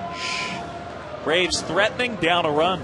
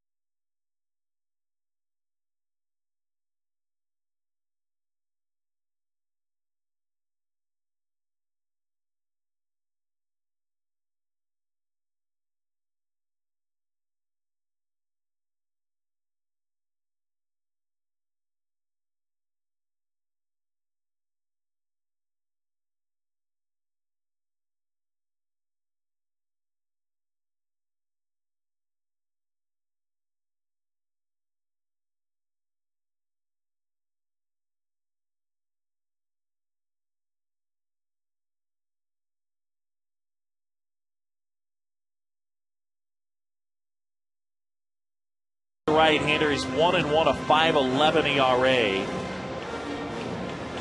and he was recalled to take the place of Brendan Donnelly, who's out with a strained calf. He's been up and down a lot from Double-A. 9-3, but mostly as a starter for Jacksonville in Double-A this year with a 2.94 ERA. This is his 5th time to be called up this year.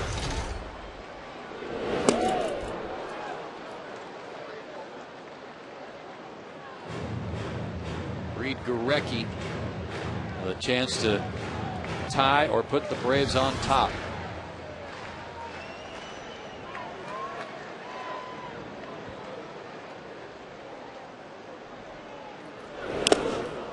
Got a pitch to hit there. 0-2. Last 2 days, most everything has been geared toward trying to pull the ball. Tonight or today, he had a runner at second, nobody out, and his first couple of swings were pull oriented. Just missed. Look who's in the on deck circle. Greg Norton. And again, the Braves bench is limited. Anderson, McLeod, Prado, all battling different injuries. Got him swinging. That hurts.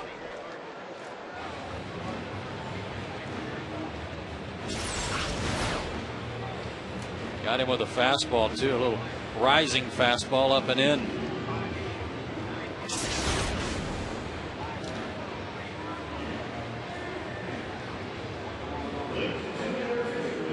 Greg Norton's made some adjustments in his swing with his hands, getting them back and up a little bit, that have paid some dividends for him lately.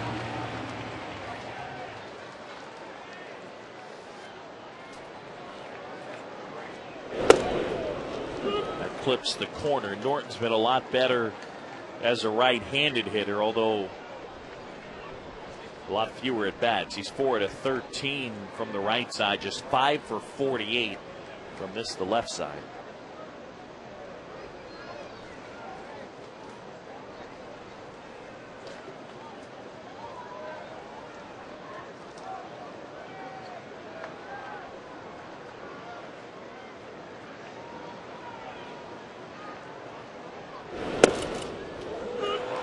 Wow.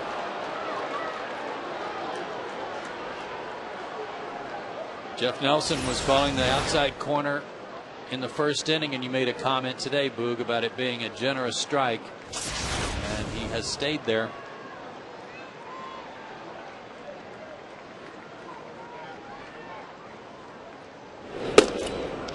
Tried to go out even more.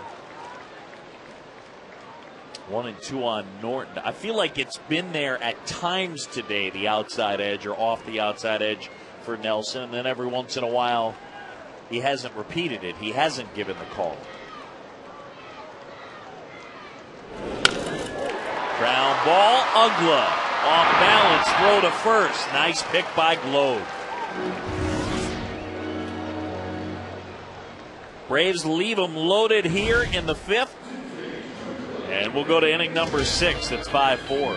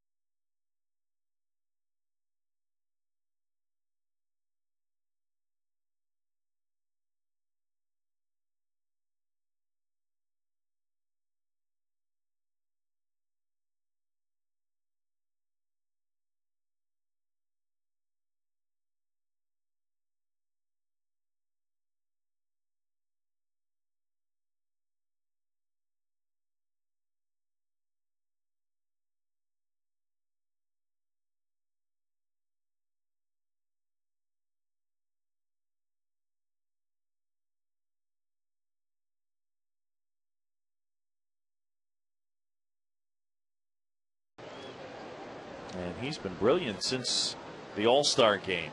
He gets Ugla to chase. And it's 0-1 on the second baseman. A 1.04 ERA and 17 in the third. And look at the control. Only 4 walks. He's gaining confidence in his stuff, which allows him to attack the strike zone. Joe, back to Derek Lowe and really tie in Ricky Nolasco. both guys coming in had bad numbers against the opponent, and a number of guys in each lineup hit very well against Lowe and Nolasco as Uggla breaks his bat and Medlin gets the first out. My point is, you know, you look at all the guys in the Braves lineup that have good career numbers against Nolasco, all the guys in the Marlins lineup good career numbers against Lowe. I guess it shouldn't be a shocker that both of them exited early. Nothing changed really today. Both of them give up 9 hits in their 5 innings or 4+ innings. So you're right. They haven't figured out yet how to pitch against these teams. And even in the quote, the Geico quote of the day we had from Derek, he said, you know, I've got to do better against Florida. So with 1 out, it's Cody Ross, who is perfect. An RBI double and a single, and he scored a run.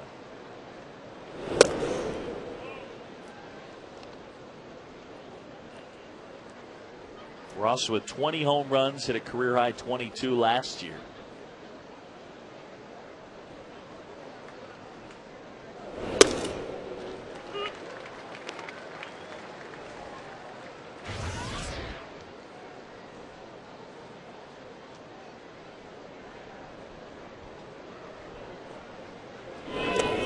Chris Medlin, to his credit, admitted being nervous in the first 2 starts he made after getting called up from Gwinnett, where he was undefeated.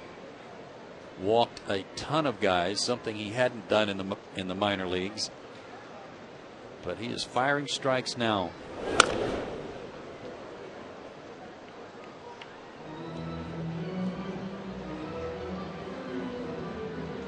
Said he feels like he belongs here now, and he's had to earn that. And Bobby certainly has put a little more faith in him and trust in him in some key spots like this one. Here comes a 2-2. And Ross hangs in.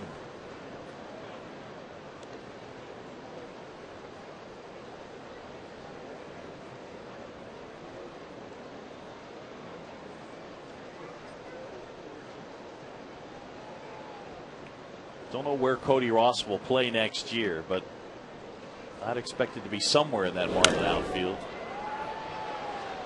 Popped up, foul off first. LaRoche drops his sunglasses, and near the railing of the Braves dugout, he's got it.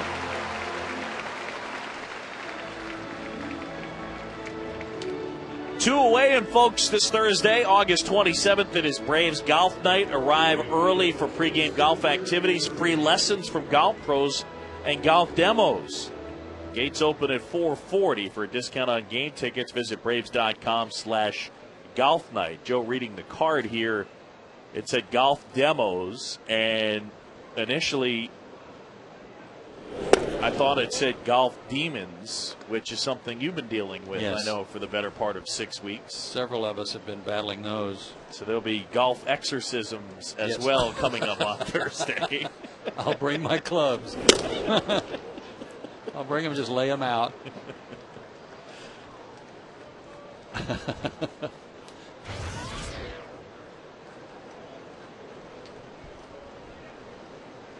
Armida 0 for 1. And that's in for a strike. Chris's fastball is sneaky quick. It's 90-91, but it comes out of his arm slot a little hard to pick up. And Hermida late on that one at 91. Well, again, I think one of the things that has surprised me is that he has a higher strikeout rate than Tommy Hanson. He's better than a strikeout an inning, and Tommy's less than a strikeout an inning. And not that that tells the whole story. Great pitch there, a strikeout, and he gets him 1-2-3. But Chris Medlin, now on the year, 50 2/3, and he has struck out 56.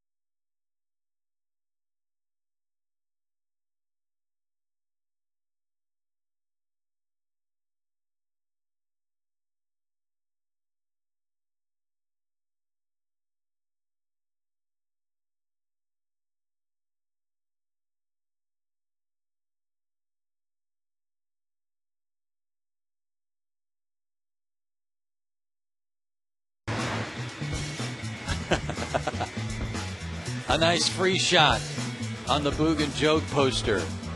And the reaction. Of course, I was having to look so close at the monitor to see the hair on the Joe, on the O on Joe. That's what took so long. The Coors Light Freeze Can brought to you by Frost Brewed Coors Light. That was excellent. We had to look twice because I didn't realize that was happening. The hair on the Joe, but it was a nice subtle touch. I felt like he was just drawing flames out of the O and Boo. Well, there have been flames coming out of you earlier today. Red Bull? What? Yeah, what? Huh?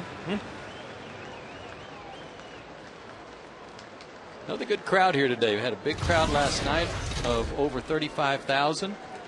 Good weekend numbers here for the Marlins. Hope you'll be here this week for the Padres. Tuesday, Wednesday, Thursday, all 7:10 first pitch. We'll be on the air at 6:30 with Braves Live all 3 nights. Infante, Johnson, and Jones against Christian Martinez. Omar an RBI single his last time. He's 1 out of 3. And starting in left field here today.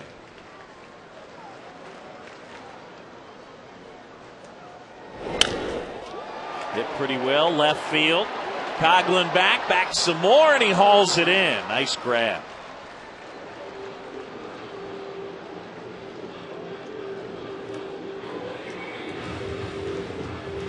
Coghlan had looked a little shaky on some pop-ups that he was under, but on this one he had to run down. He made a good play. Infante that close to his second home run in as many games. Kelly Johnson 0 for 2.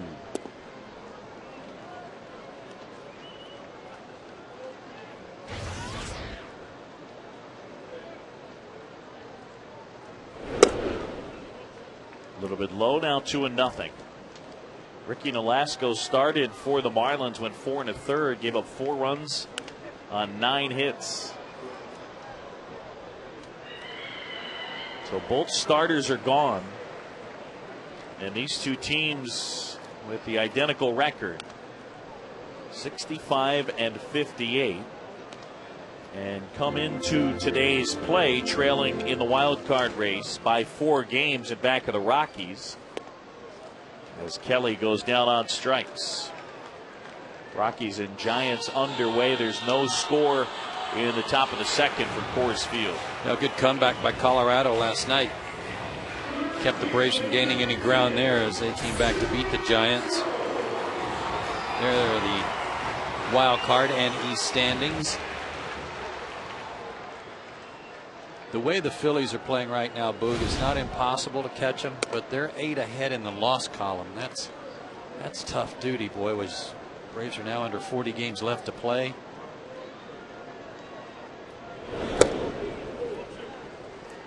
Worth has caught fire to back up the damage already being done by Ryan Howard lately.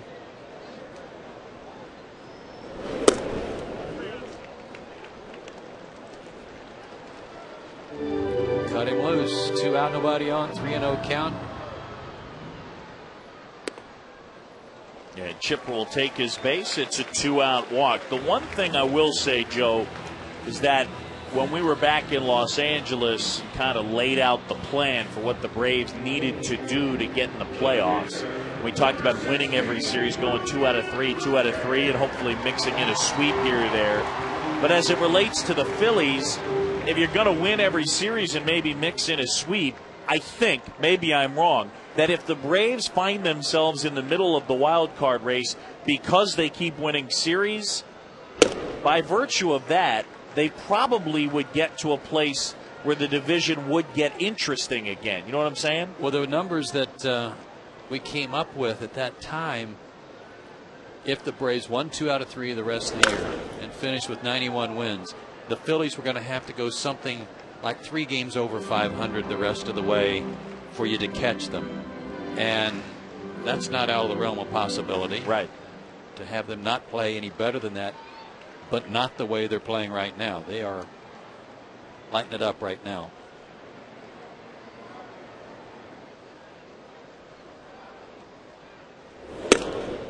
It is 8-5 top of the eighth. The Phillies leading the Mets at Citi Field. So after a lot of early scoring in that one, things have kind of slowed down.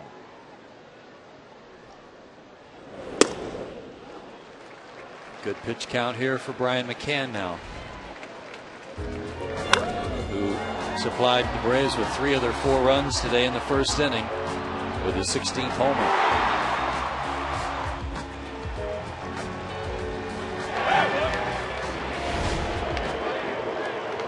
I think they just got the count wrong there, if I'm not mistaken.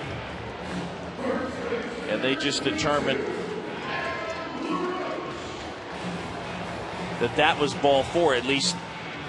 It was like high school or college. It's like, okay, we're going to walk him, but just send him to first. Don't have to pitch to him. Jeff Nelson looking at his clicker. That was interesting.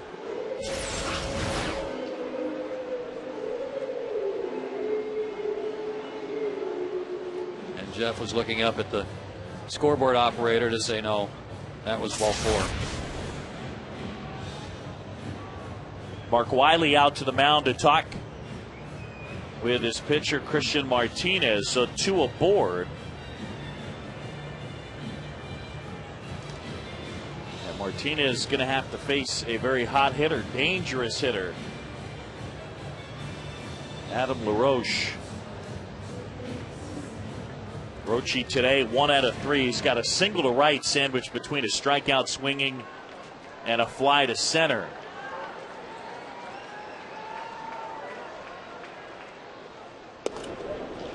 We think the count was right, Boog. Guys in the truck went back and looked at all the pitches, and they think the count should have been 3-1 to Brian because he fouled the ball off.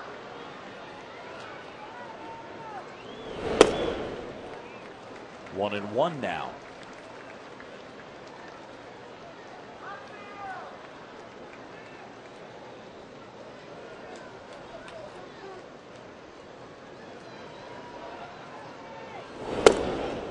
Oh, tough pitch. Oh. Gave the outside corner a minute ago against Greg Norton. That was a benefit of the doubt, but really gave this one that was backing up. Wide zone at the moment. No, that hit the dirt. It hit the dirt, and good job by Nelson to a foul ball.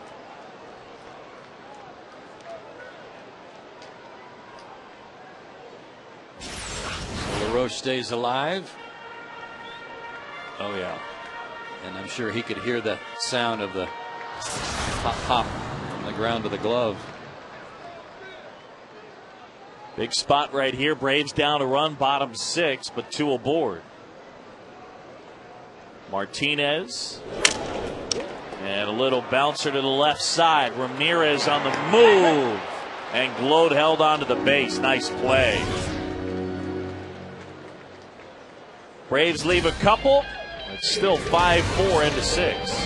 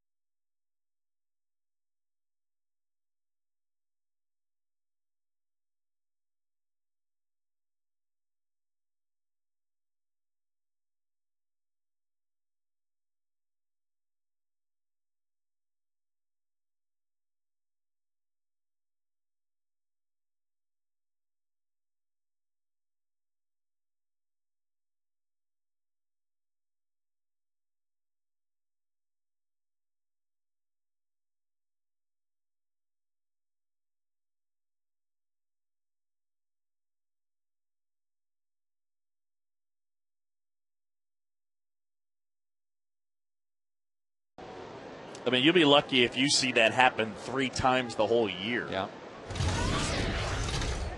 Ronnie Paulino against Chris Medlin. Had a strike. Braves have had tons of opportunities the last several innings and only 1 run to show for it. Left 2 men on in the 3rd, 2 men on in the 4th, left the bases loaded in the 5th, left 2 on in the 6th.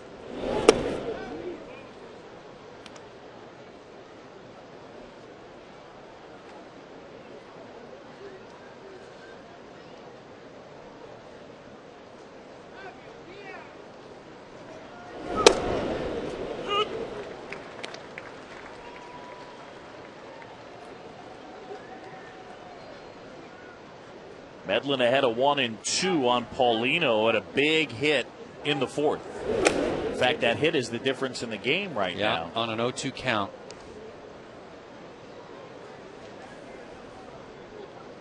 And right now, Derek Lowe on the hook for the loss. The way the Braves are getting guys on base, you just feel confident that they're going to get some more runs, though.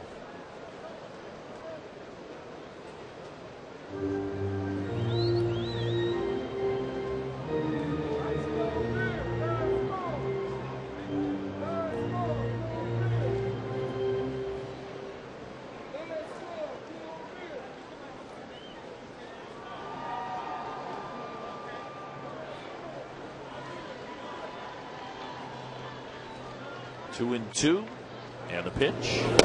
It's way outside.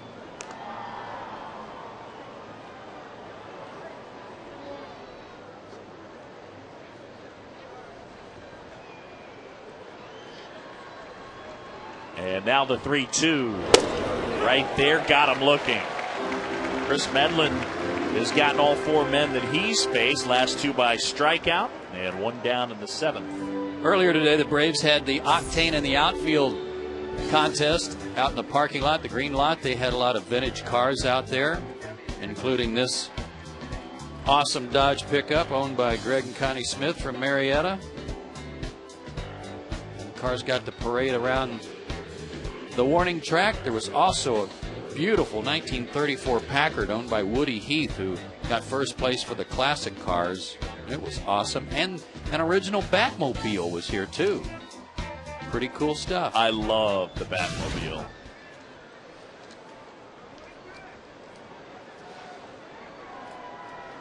We thank everybody for participating. I think you could do well picking up the chicks in the Batmobile. No question. Driving around. You have that made, or how do you get your hands on a Batmobile?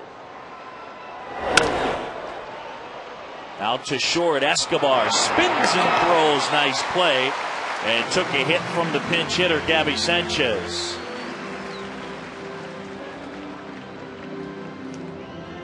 I think this was one of the originals that was a collector's item that this guy just picked up, bought. You know, they go on sale once in a while.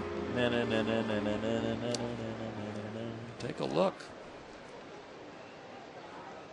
He's got the phone in there. He can get in touch with Commissioner Gordon, who has his red phone underneath the cake cover. Owner is Fred Trout.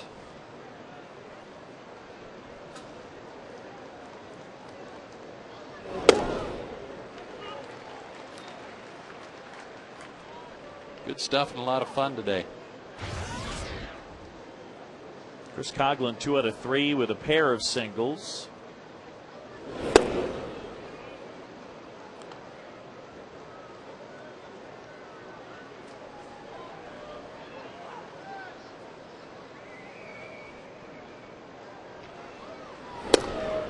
That one running away, now 2-1.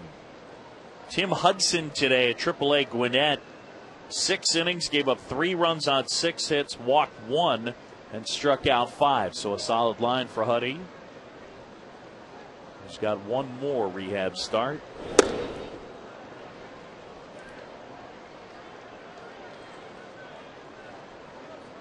Said he was feeling pretty good in that chat we had with him in New York.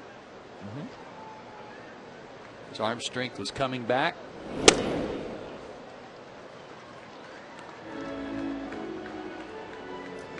2-out walk. And a man aboard. Huddy actually came into the clubhouse this morning, and a couple of guys were like, yeah, the start's not here. It's in Gwinnett. And he'd actually left his equipment bag here. So he's picking up his equipment bag and then heading up to Gwinnett. That's kind of on his way, though. He lives south of the ballpark, whereas so many other guys live up in the northern metro area. So he's right on the way.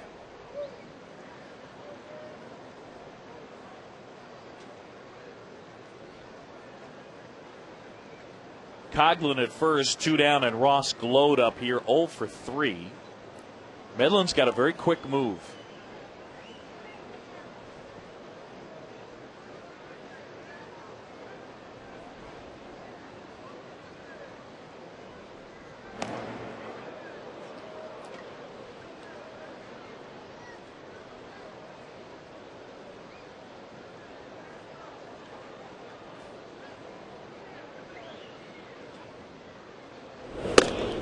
Outside.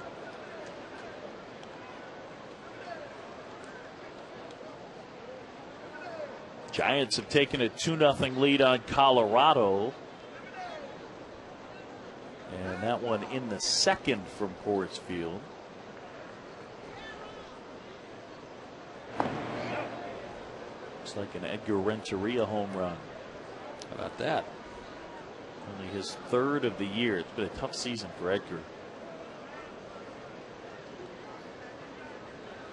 Yeah, 2-run homer. And it's Tim Lincecum starting against Ubaldo Jimenez. So 2 of the better young arms in the game. There'll be some U-turns back to the dugout today in that game. You bet.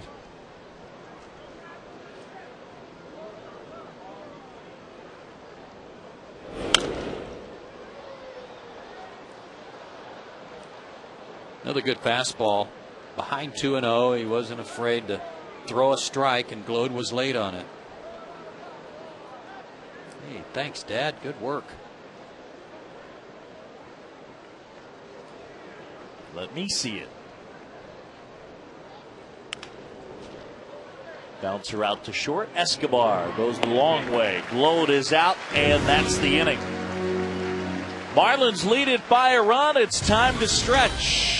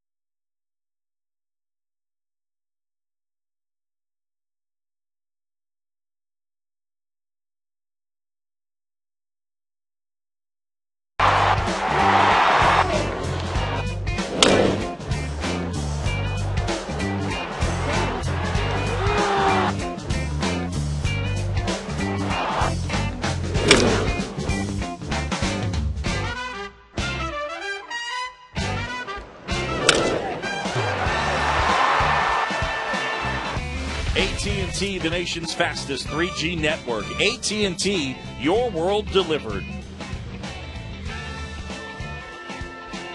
Back here at Turner Field on a gorgeous afternoon. Tough start for both Derek Lowe and Ricky Nolasco. D-Lowe lasting just 5, gave up 5 runs, 3 earned on 9 hits. McCann with a couple of hits, including a 3-run homer. Matt Dia has been one of the hottest hitters out there, and he's 3 for 3 today. But it was Ronnie Paulino's 3-run double in the 4th that is still the difference in the game. And the Braves, all sorts of opportunities. They've left 10 on base.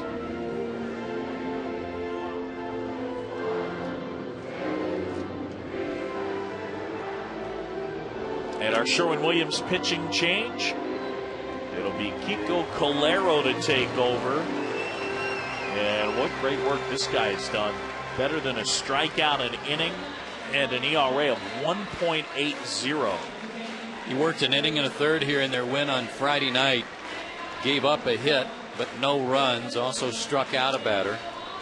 Fan Matt Diaz, and that may have been the last out Matt made. Looking back, it is. That's the last out he made. This guy is a slider throwing machine.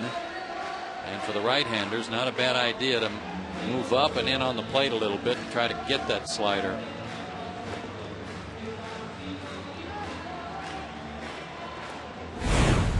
Here's another star pitching performance sequence brought to you by Texaco. And it's the kid Martinez who just got called up, and as Boog said, had a little trouble getting here this morning from Jacksonville. But the Marlins are glad he did. Got out of a bases loaded jam in the 5th.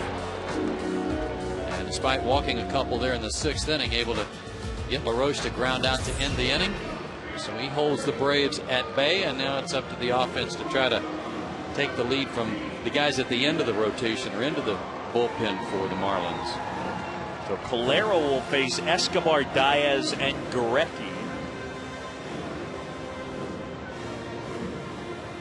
Braves down a run, hits all even at 9 apiece.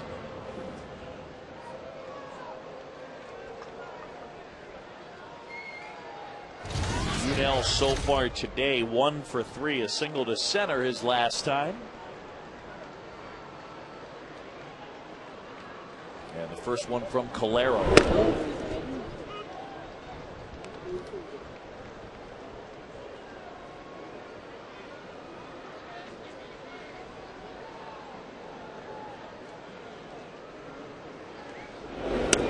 There's that slider. If you've ever played catch with someone and just had the ball all of a sudden move right to left if you're right-handed, left to right if you're left-handed, just accidentally. That's what his slider looks like. And 2 picks it up and throws him out. He's got a good enough fastball to keep you honest, but he really would rather not throw it. Yeah, there's certain pitches that are kind of, they're talents. They're just a certain way that a pitcher throws the ball, the arm action, whether you're talking about Rivera's cutter or Webb's sinker, that there's just something about it that fits with the pitcher. And their arm slot and the way they deliver, you bet. That Diaz perfect here today. And drives that one towards right center field. It's going to be extra bases. Diaz racing for second. Matt's thinking about 3. Here's the throw to third. Too late. The Pete Rose head first, and a triple with 1 out, tying run 90 feet away. 6 for his last 6, but it was with some thought that got him his 6th straight hit. Watch this. Watch him back up, Boog. He took a step back looking for the slider that he thought was going to be inside, and it stayed to the middle of the plate. He put a little thought in this and went the other way with it. Awesome. He is the hitting fool. I love it when guys have something in mind, a plan to try to beat somebody, and it works. That's out of the norm instead of just standing up there and hacking away. whatever Calero's done to him in the past, he was looking for it. Continues to be a Marlin killer. Mac Diaz's 6th career 4-hit game, half of them against Florida. Reed Gurecki came up with the bases loaded, 1 out in the 5th, and struck out. He got behind in the count by hacking away early. This time he takes ball 1 and hopefully will get a better pitch to hit.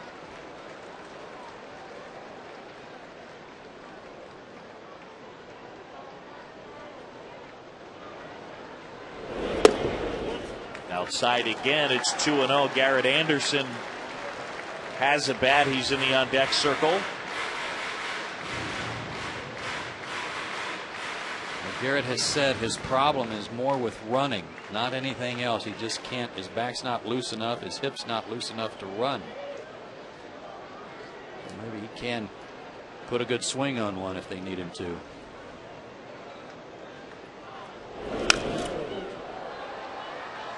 Gurecki gets a piece, 2-1. Infield in. Get something you can drive to the outfield. Fly ball ties the game.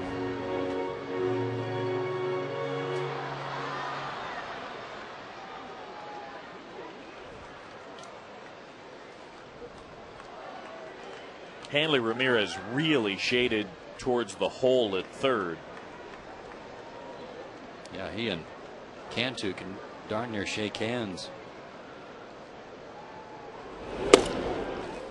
3-1.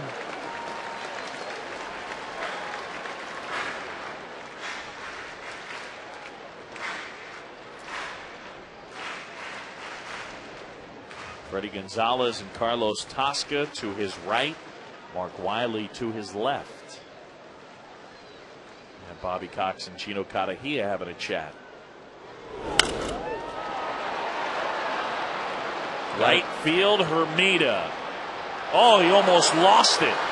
Makes the grab. Diaz to the plate. He'll score, and we're tied up. And they're going to appeal to third, saying Diaz left too soon. Or at least I think they will. He may have left too soon. It's quite possible because of the way Hermida caught the ball, because it looked like he was going to catch it right in front of him.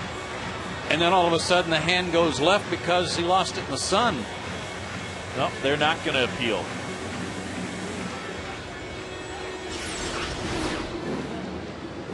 He's fighting it all the way. He can't even get in a good position to make the throw, and then just a brilliant recovery there after he saw it at the last second.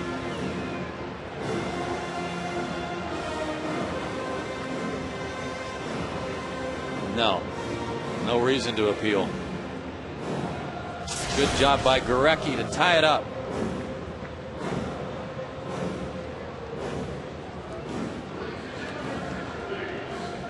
Now look at this. Javier Vasquez going to pinch hit. Okay, I loved him pinch hitting last night in bunting, and he does have more hits than Medlin, but Chris Medlin's still the pitcher of record here. He could have hacked for himself, and he's got a pretty good swing.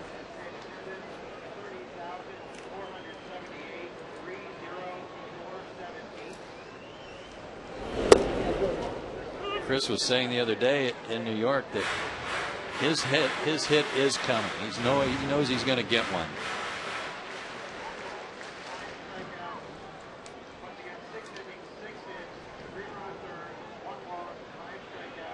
Deal 2, and he got him swinging. Braves, they'll pick up the equalizer. We'll go to inning number 8 at Turner Field. 5-5 is our score.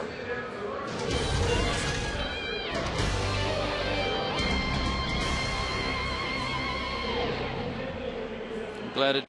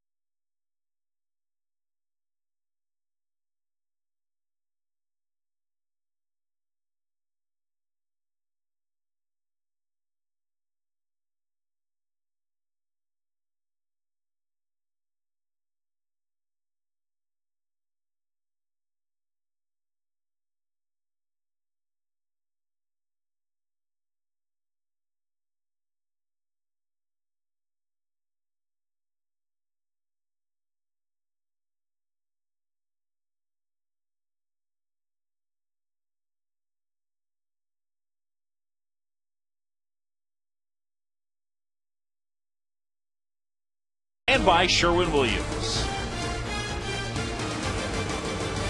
Back here, Turner Field, Sunday Braves on Fox Sports South, top 8. And we are tied at 5-5.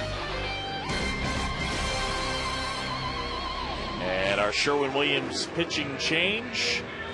Bring in the right-hander from Australia. Peter Moylan takes over for Chris Medlin. A pair of scoreless innings. And how about this guy since the All-Star break? Doesn't get any better than not allowing any earned runs, no matter how much you've been pitching. For Peter, it's 16 innings with only 4 walks and 16 strikeouts. And he'll hope to fire up a 0 and get the Braves offense going again. Ramirez, Cantu, and Ugla, heart of the order for Florida.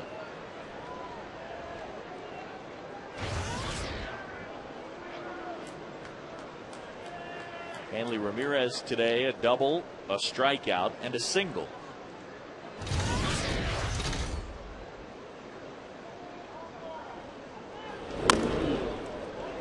Bunted towards third. It's a good one, and it's a base hit. The go-ahead run is on base.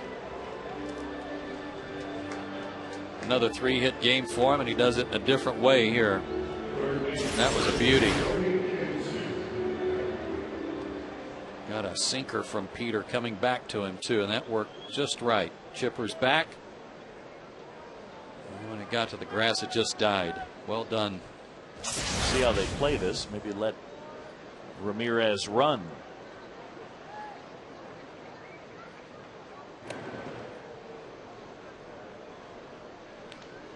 Peter can be slow to the plate.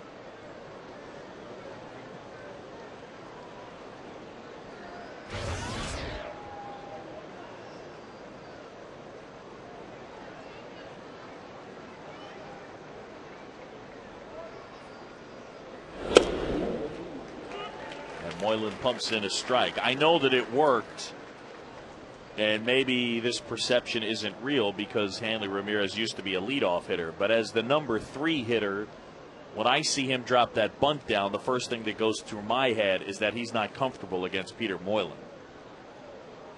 Probably 100% right. How else can I get on base? Right. 1 for 7 against Moylan before that at bat. And understandably so. I don't know how Peter could possibly be a comfortable at bat for a right-handed hitter. And as hard as he throws, it makes you think twice about hanging out over the plate trying to cover that slider.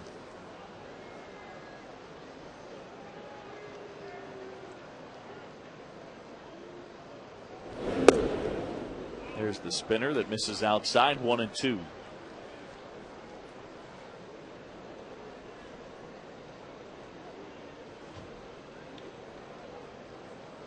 First time they've had their leadoff man on base since the 3rd inning.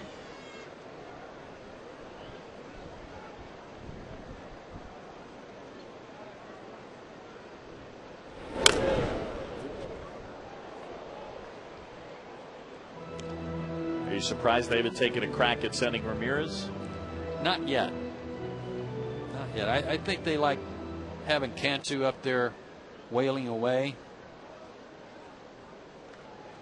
Not a good pitch count to run on here. Ugla gets up there. It might be a different story early in the count.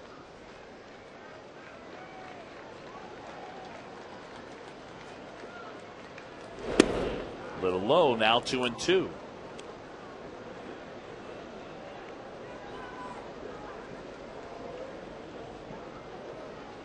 Very good percentage for Hanley in his career.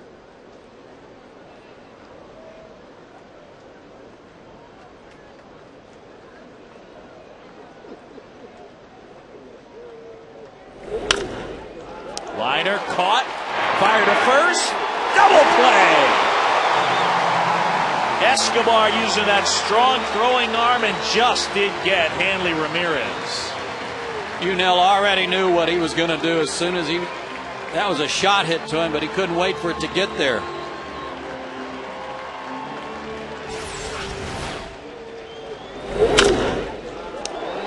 Almost like turning a double play.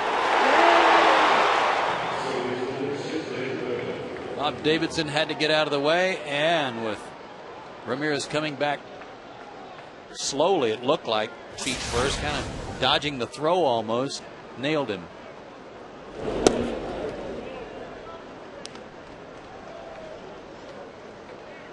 Third double play for Atlanta today.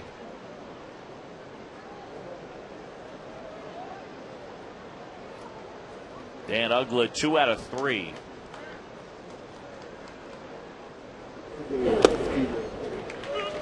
it's even up.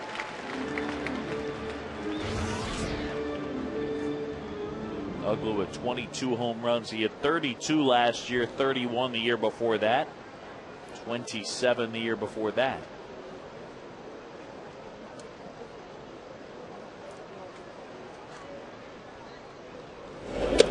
Momentum you talked about earlier, Boog, has really shifted to Atlanta. The Marlins haven't had a man in scoring position since the fourth inning when they got their 3 runs. Meanwhile, the Braves have had runners everywhere and have tied it up.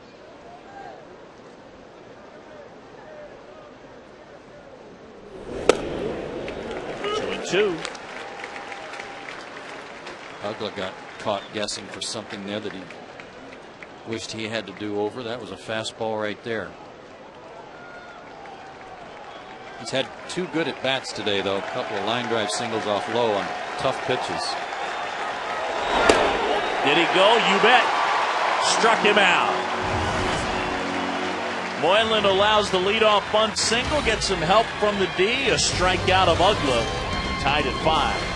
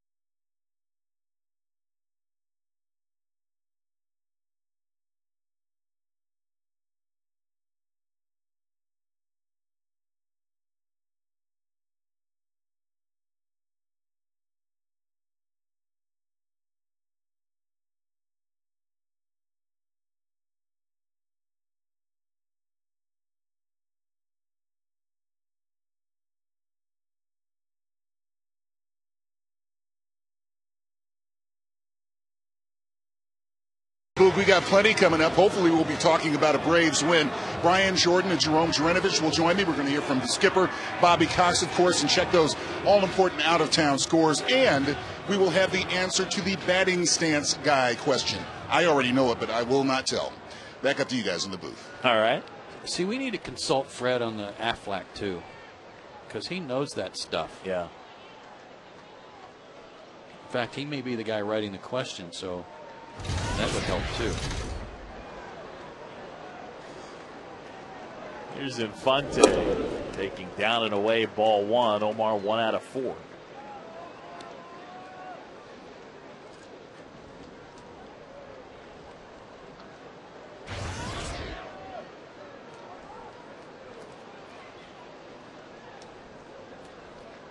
Can't wait to hear Matt Diaz break down that at bat when he hit the triple last inning. Of course, he may be reluctant to tell us or tell anyone since he may face Calero again later this year. I think Captain Caveman will spill the beans. Yeah. He just said no, it's a secret. There's nobody else on the team that would do something like that. I can't think of anyone.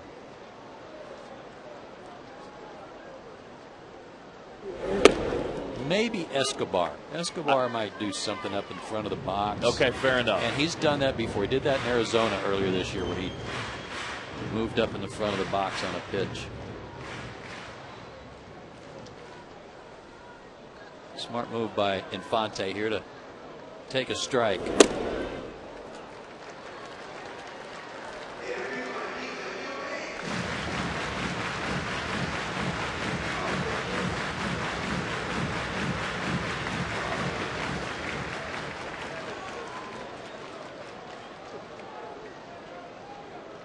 See if he throws his patented slider 3-1.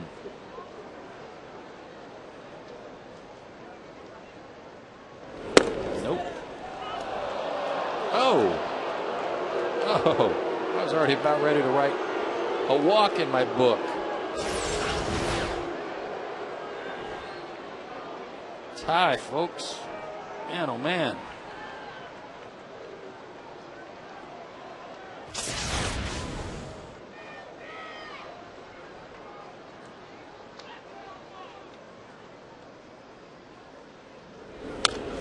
By the way, I just flipped the game on. I believe the Phillies just beat the Mets 9-7. Eric Bruntlett turned an unassisted triple play to end the game. No kidding. Jeff Francoeur at the plate, 2 runners on, and hit a laser up the middle that Bruntlett caught, stepped on second, and then tagged the runner going from first to second.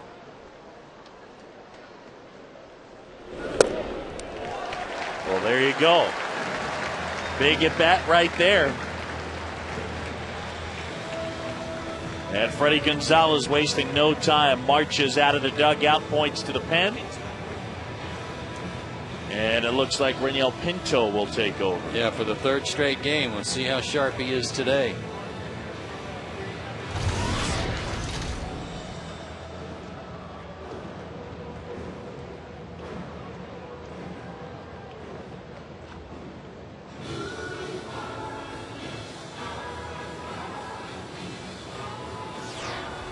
Is that what happened? Can you guys double check?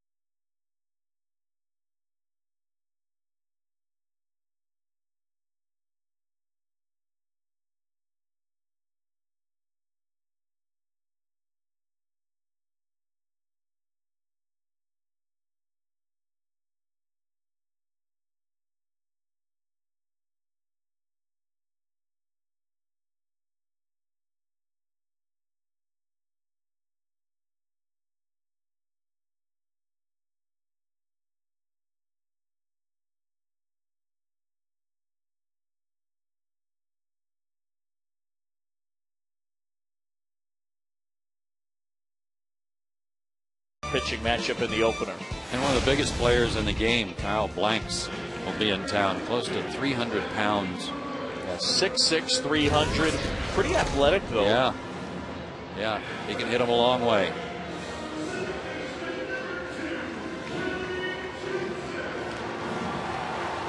Pinto only worked a third of an inning on Friday night, struck out Ryan Church. Came in last night, worked 2/3 of an inning, walked a batter, struck out Adam LaRoche. Maybe the third day is the charm for Atlanta. Pinto the lefty on here, and our Sherwin-Williams pitching change. Folks would like him to get this thing moving along. I like it when Atlanta fans are into this and on the other team. Let's go.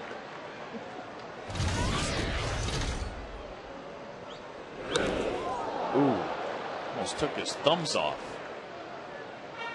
He was trying to get out of the way, but the ball was following him. It was tailing up and in on him.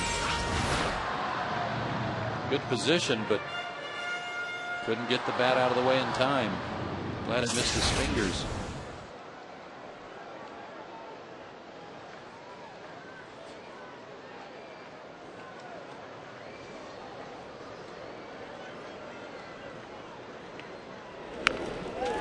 Bunted towards first. It's a good one, but it'll roll off foul.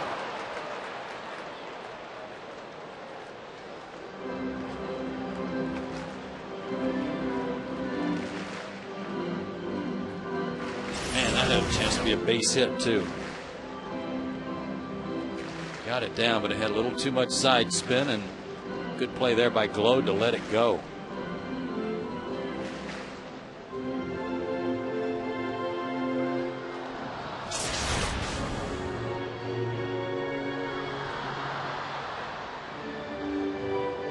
So Kelly in an 0-2 hole. He's 2 for 6 in his career against this guy.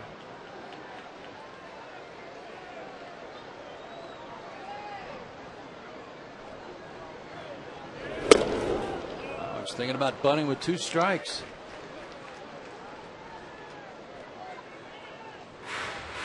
I don't know if that says that Kelly missed a sign or if Bobby Cox is saying this is a run we need here. Get it down.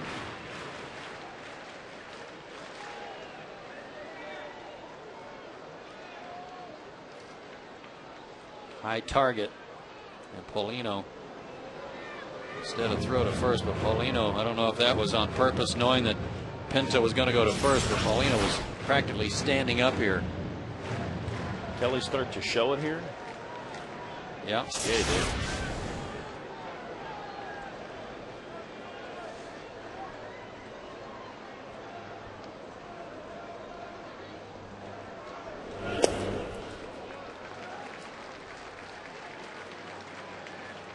It's an interesting battle. I was going over, we know about Kelly this year, lefties and righties. He's pounded the lefties, struggles against the righties.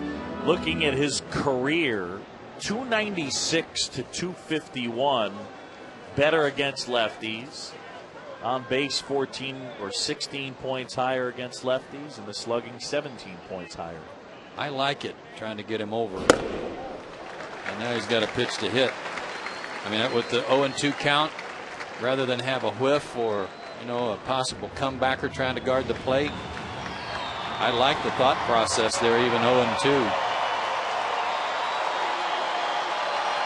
But now it's full.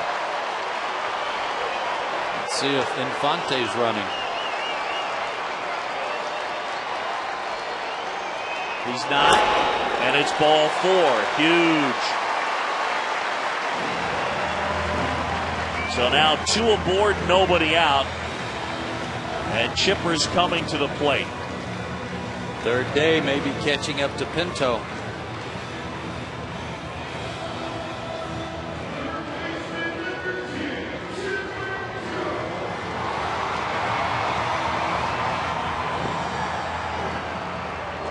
Well, you couldn't really draw it up much better than this. Chipper here in 2009, 367 with men in scoring position, but just 1 for 8 against Pinto. He's walked 3 times.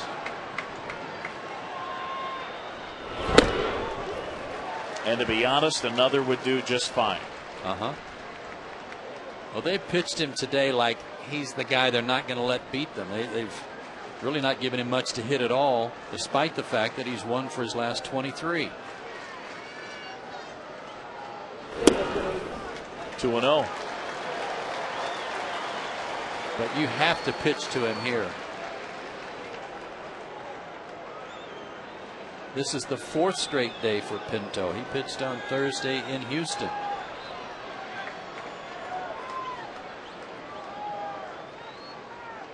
The 2-0 gave him a strike. Yeah, took a little off. Good sinker there. More like a changeup, but it had a good downward motion on it. Good pitch.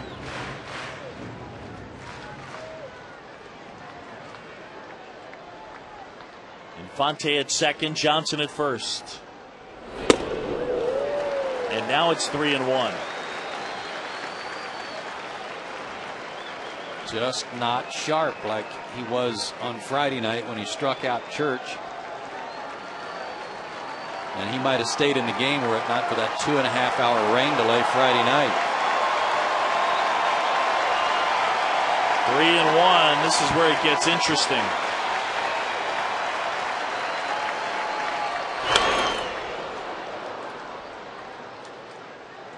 Infante did a little dance out there. That's good to distract Pinto, and he got his attention. But if you're Chipper Jones, you just soon Omar chill. He doesn't need the distraction out there. Now let's see what happens. 3-2.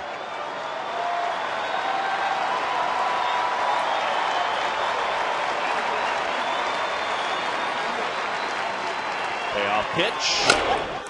Little dribbler first base side. Pinto in time. Chipper retired. The runners advance. How about that?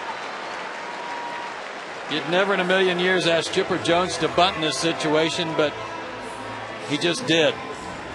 On a 3-2 count, he accomplished the same thing, put runners at second and third, and that looked like it was going to be strike 3 if he doesn't swing.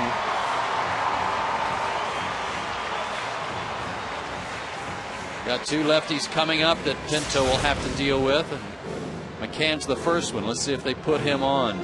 Hanley Ramirez calling in the whole infield. Jorge Cantu says, I don't really want to come in. But he's going to come in reluctantly.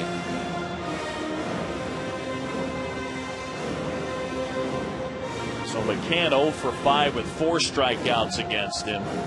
Adam LaRoche, by the way, 0 for 3 with 2 strikeouts against him.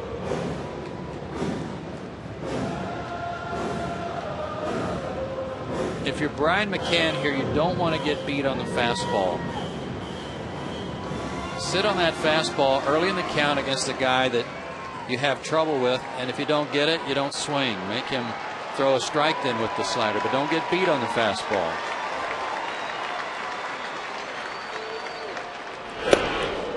Beat him with the fastball.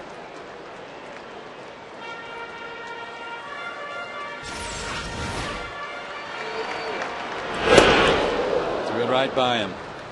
I mean, that's a good pitch to hit. I mean, yeah. You told Brian that's the one you're going to get. He'd like another crack at that. Yep. Put a good swing on it. He was just late. Infield in, second and third, tied at 5. Base hit right field. 1 runs in. Here comes Kelly. He's going to score. McCann delivers, and here in the bottom of the 8th, Braves lead it 7-5. But they weren't just in, they were way in. Hanley Ramirez was 3 or 4 steps in on the grass. Ugla was way in on the grass. That cut down on their range and cut down on their ability. Look where they are. Look how far in Hanley Ramirez is here and how far to the first base side Ugla is. Go away. There we go. That opened that up for Brian. They had no chance to catch that hot grounder.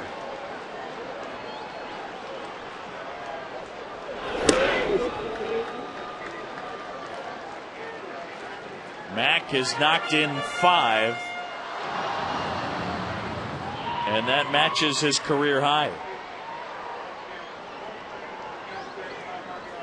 His 4th career 5 RBI game. If I were to guess, and I don't know, but if I were to guess, Joe, as to why they were so far in, my thought would be, or my guess at an explanation That's sort of the infield in version of the overshift. The fact that he pulls so much on the ground that they figured the guys on the left are sort of cutting down the distance by being that far in and shifted to shade to the middle. That's a good call. Just that Pinto didn't oblige the defense. And his location, his command today has not been what it normally is, and maybe because it's the 4th day in a row. Walks LaRoche, 2 aboard, 1 out. Braves looking for more. He's the guy that Freddie Gonzalez depends on in his lefty-lefty matchups. He's got Dan Meyer as well, but Meyer's the guy that gave up the 3-run homer to LaRoche on Friday night. Matt Lindstrom is going to come in to face Yunel Escobar. Another pitching change at Turner Field. The Braves lead.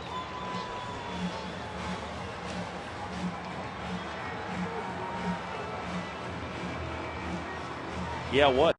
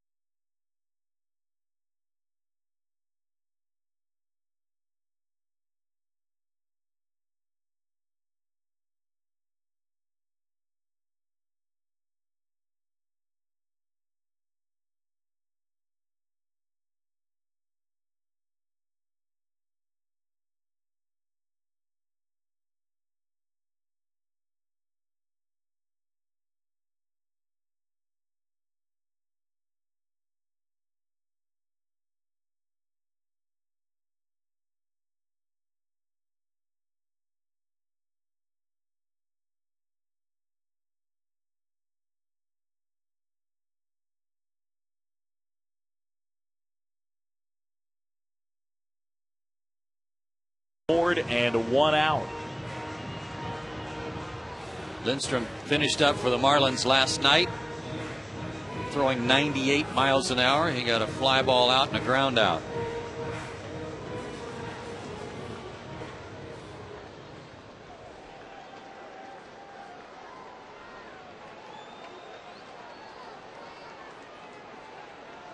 Escobar with 2 aboard.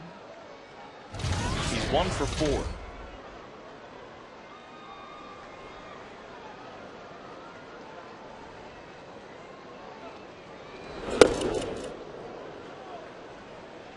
I think he was entirely committed to that swing there.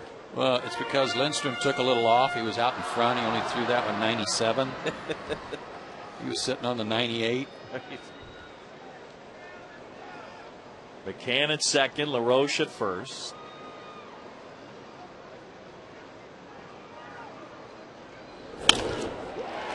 Right side, Ugla to Ramirez. And a return to first. That ends the inning. 4-6-3, the Twin killing, but the damage done. Brian McCann comes through in the big spot.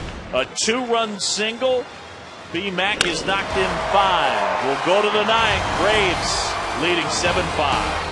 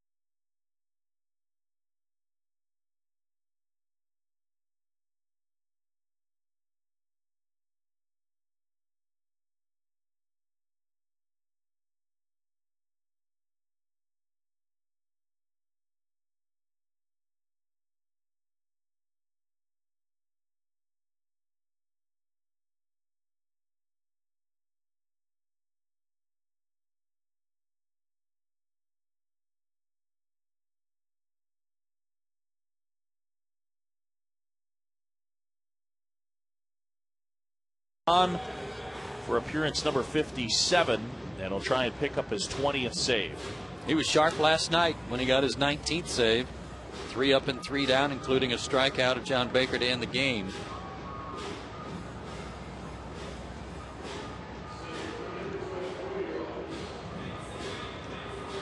And 2 runs to work with, thanks to Brian McCann. And the top of the order, Infante and Kelly drawing walks. Great at bat by Kelly Johnson after trying to bunt, falling behind 0-2 and coaxing a walk out of Pinto.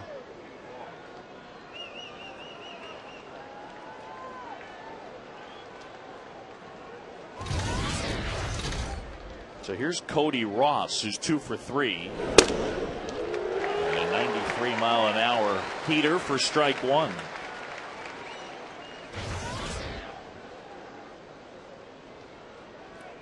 Braves won their first game of the year against Florida at Turner Field last night. They've been 0-4. Corner 0-2.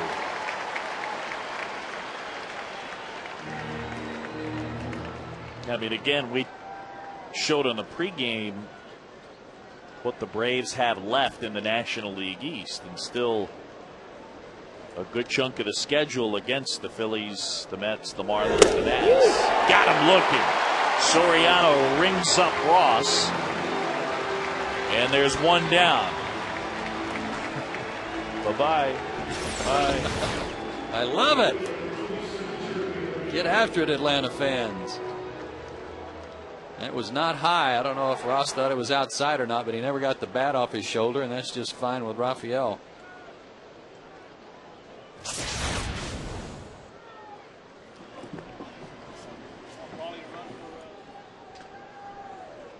Soriano deals to Hermida. Jeremy 0 for 2.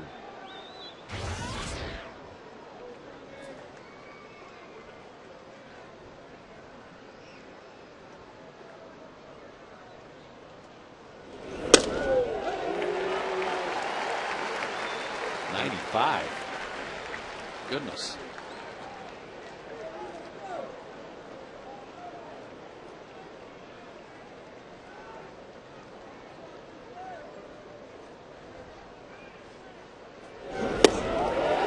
Good slider, 1-2.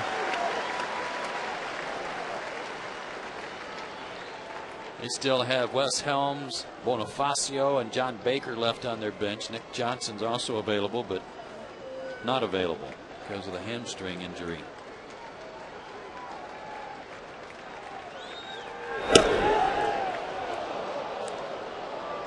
.96 according to the radar gun here at the ballpark. Braves trying to make it 2 of 3 from Florida.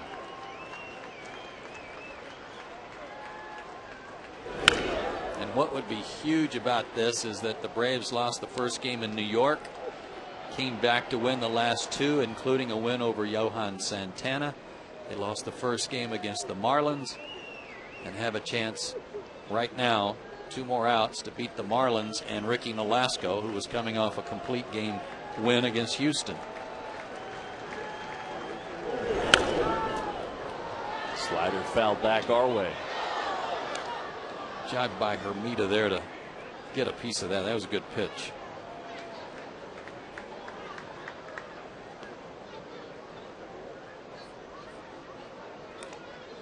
Two and 2 on the right fielder. Braves led it early 3-0 on a McCann 3-run homer, but the Marlins got 2 back in the second and led at the end of 3.5, 5-3. Tim Lincecum still leading the Rockies 2-0. They're in the 5th. John Smoltz making his Cardinals debut out in San Diego. A scoreless game in the second between the Padres and the Cards.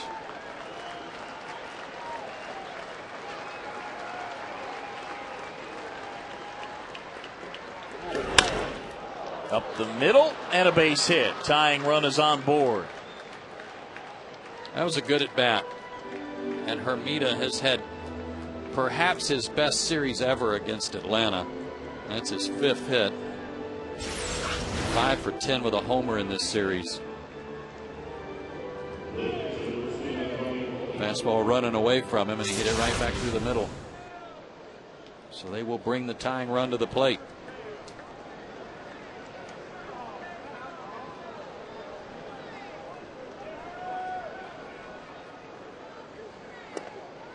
Strike to Paulino.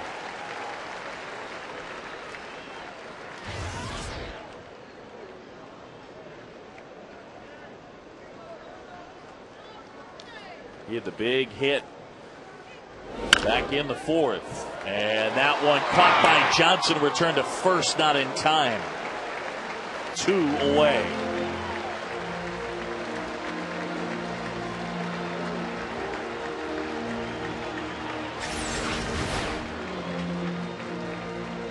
Hit right off the end of the bat, and Hermida able to dive back safely where Ramirez was not able to on the line drive to short last inning.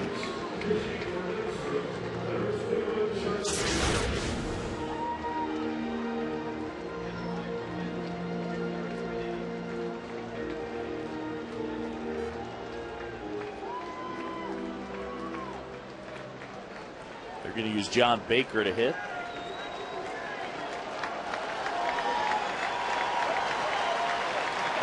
Oh for 4 as a pinch hitter this year.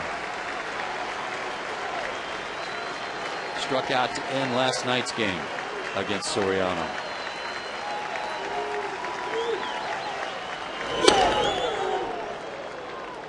.96, but it missed up, ball 1.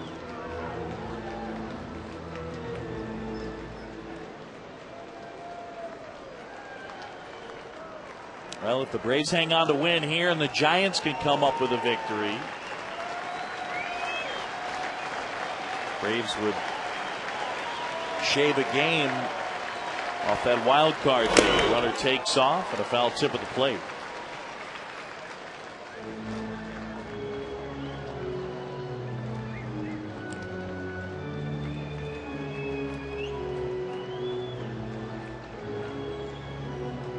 Going to the top of the 6th at Coors Field. The Giants and Tim Lincecum leading the Rockies and Ubaldo Jimenez 2-zip. Hermida at first. 2 down. Marlins down to their final out. And a swing and a miss. Now down to their final strike. Got him upstairs last night. Chased that one. Ahead in the count. Might get him to go up the ladder and chase another one. 30,478 the crowd, and those that remain on their feet.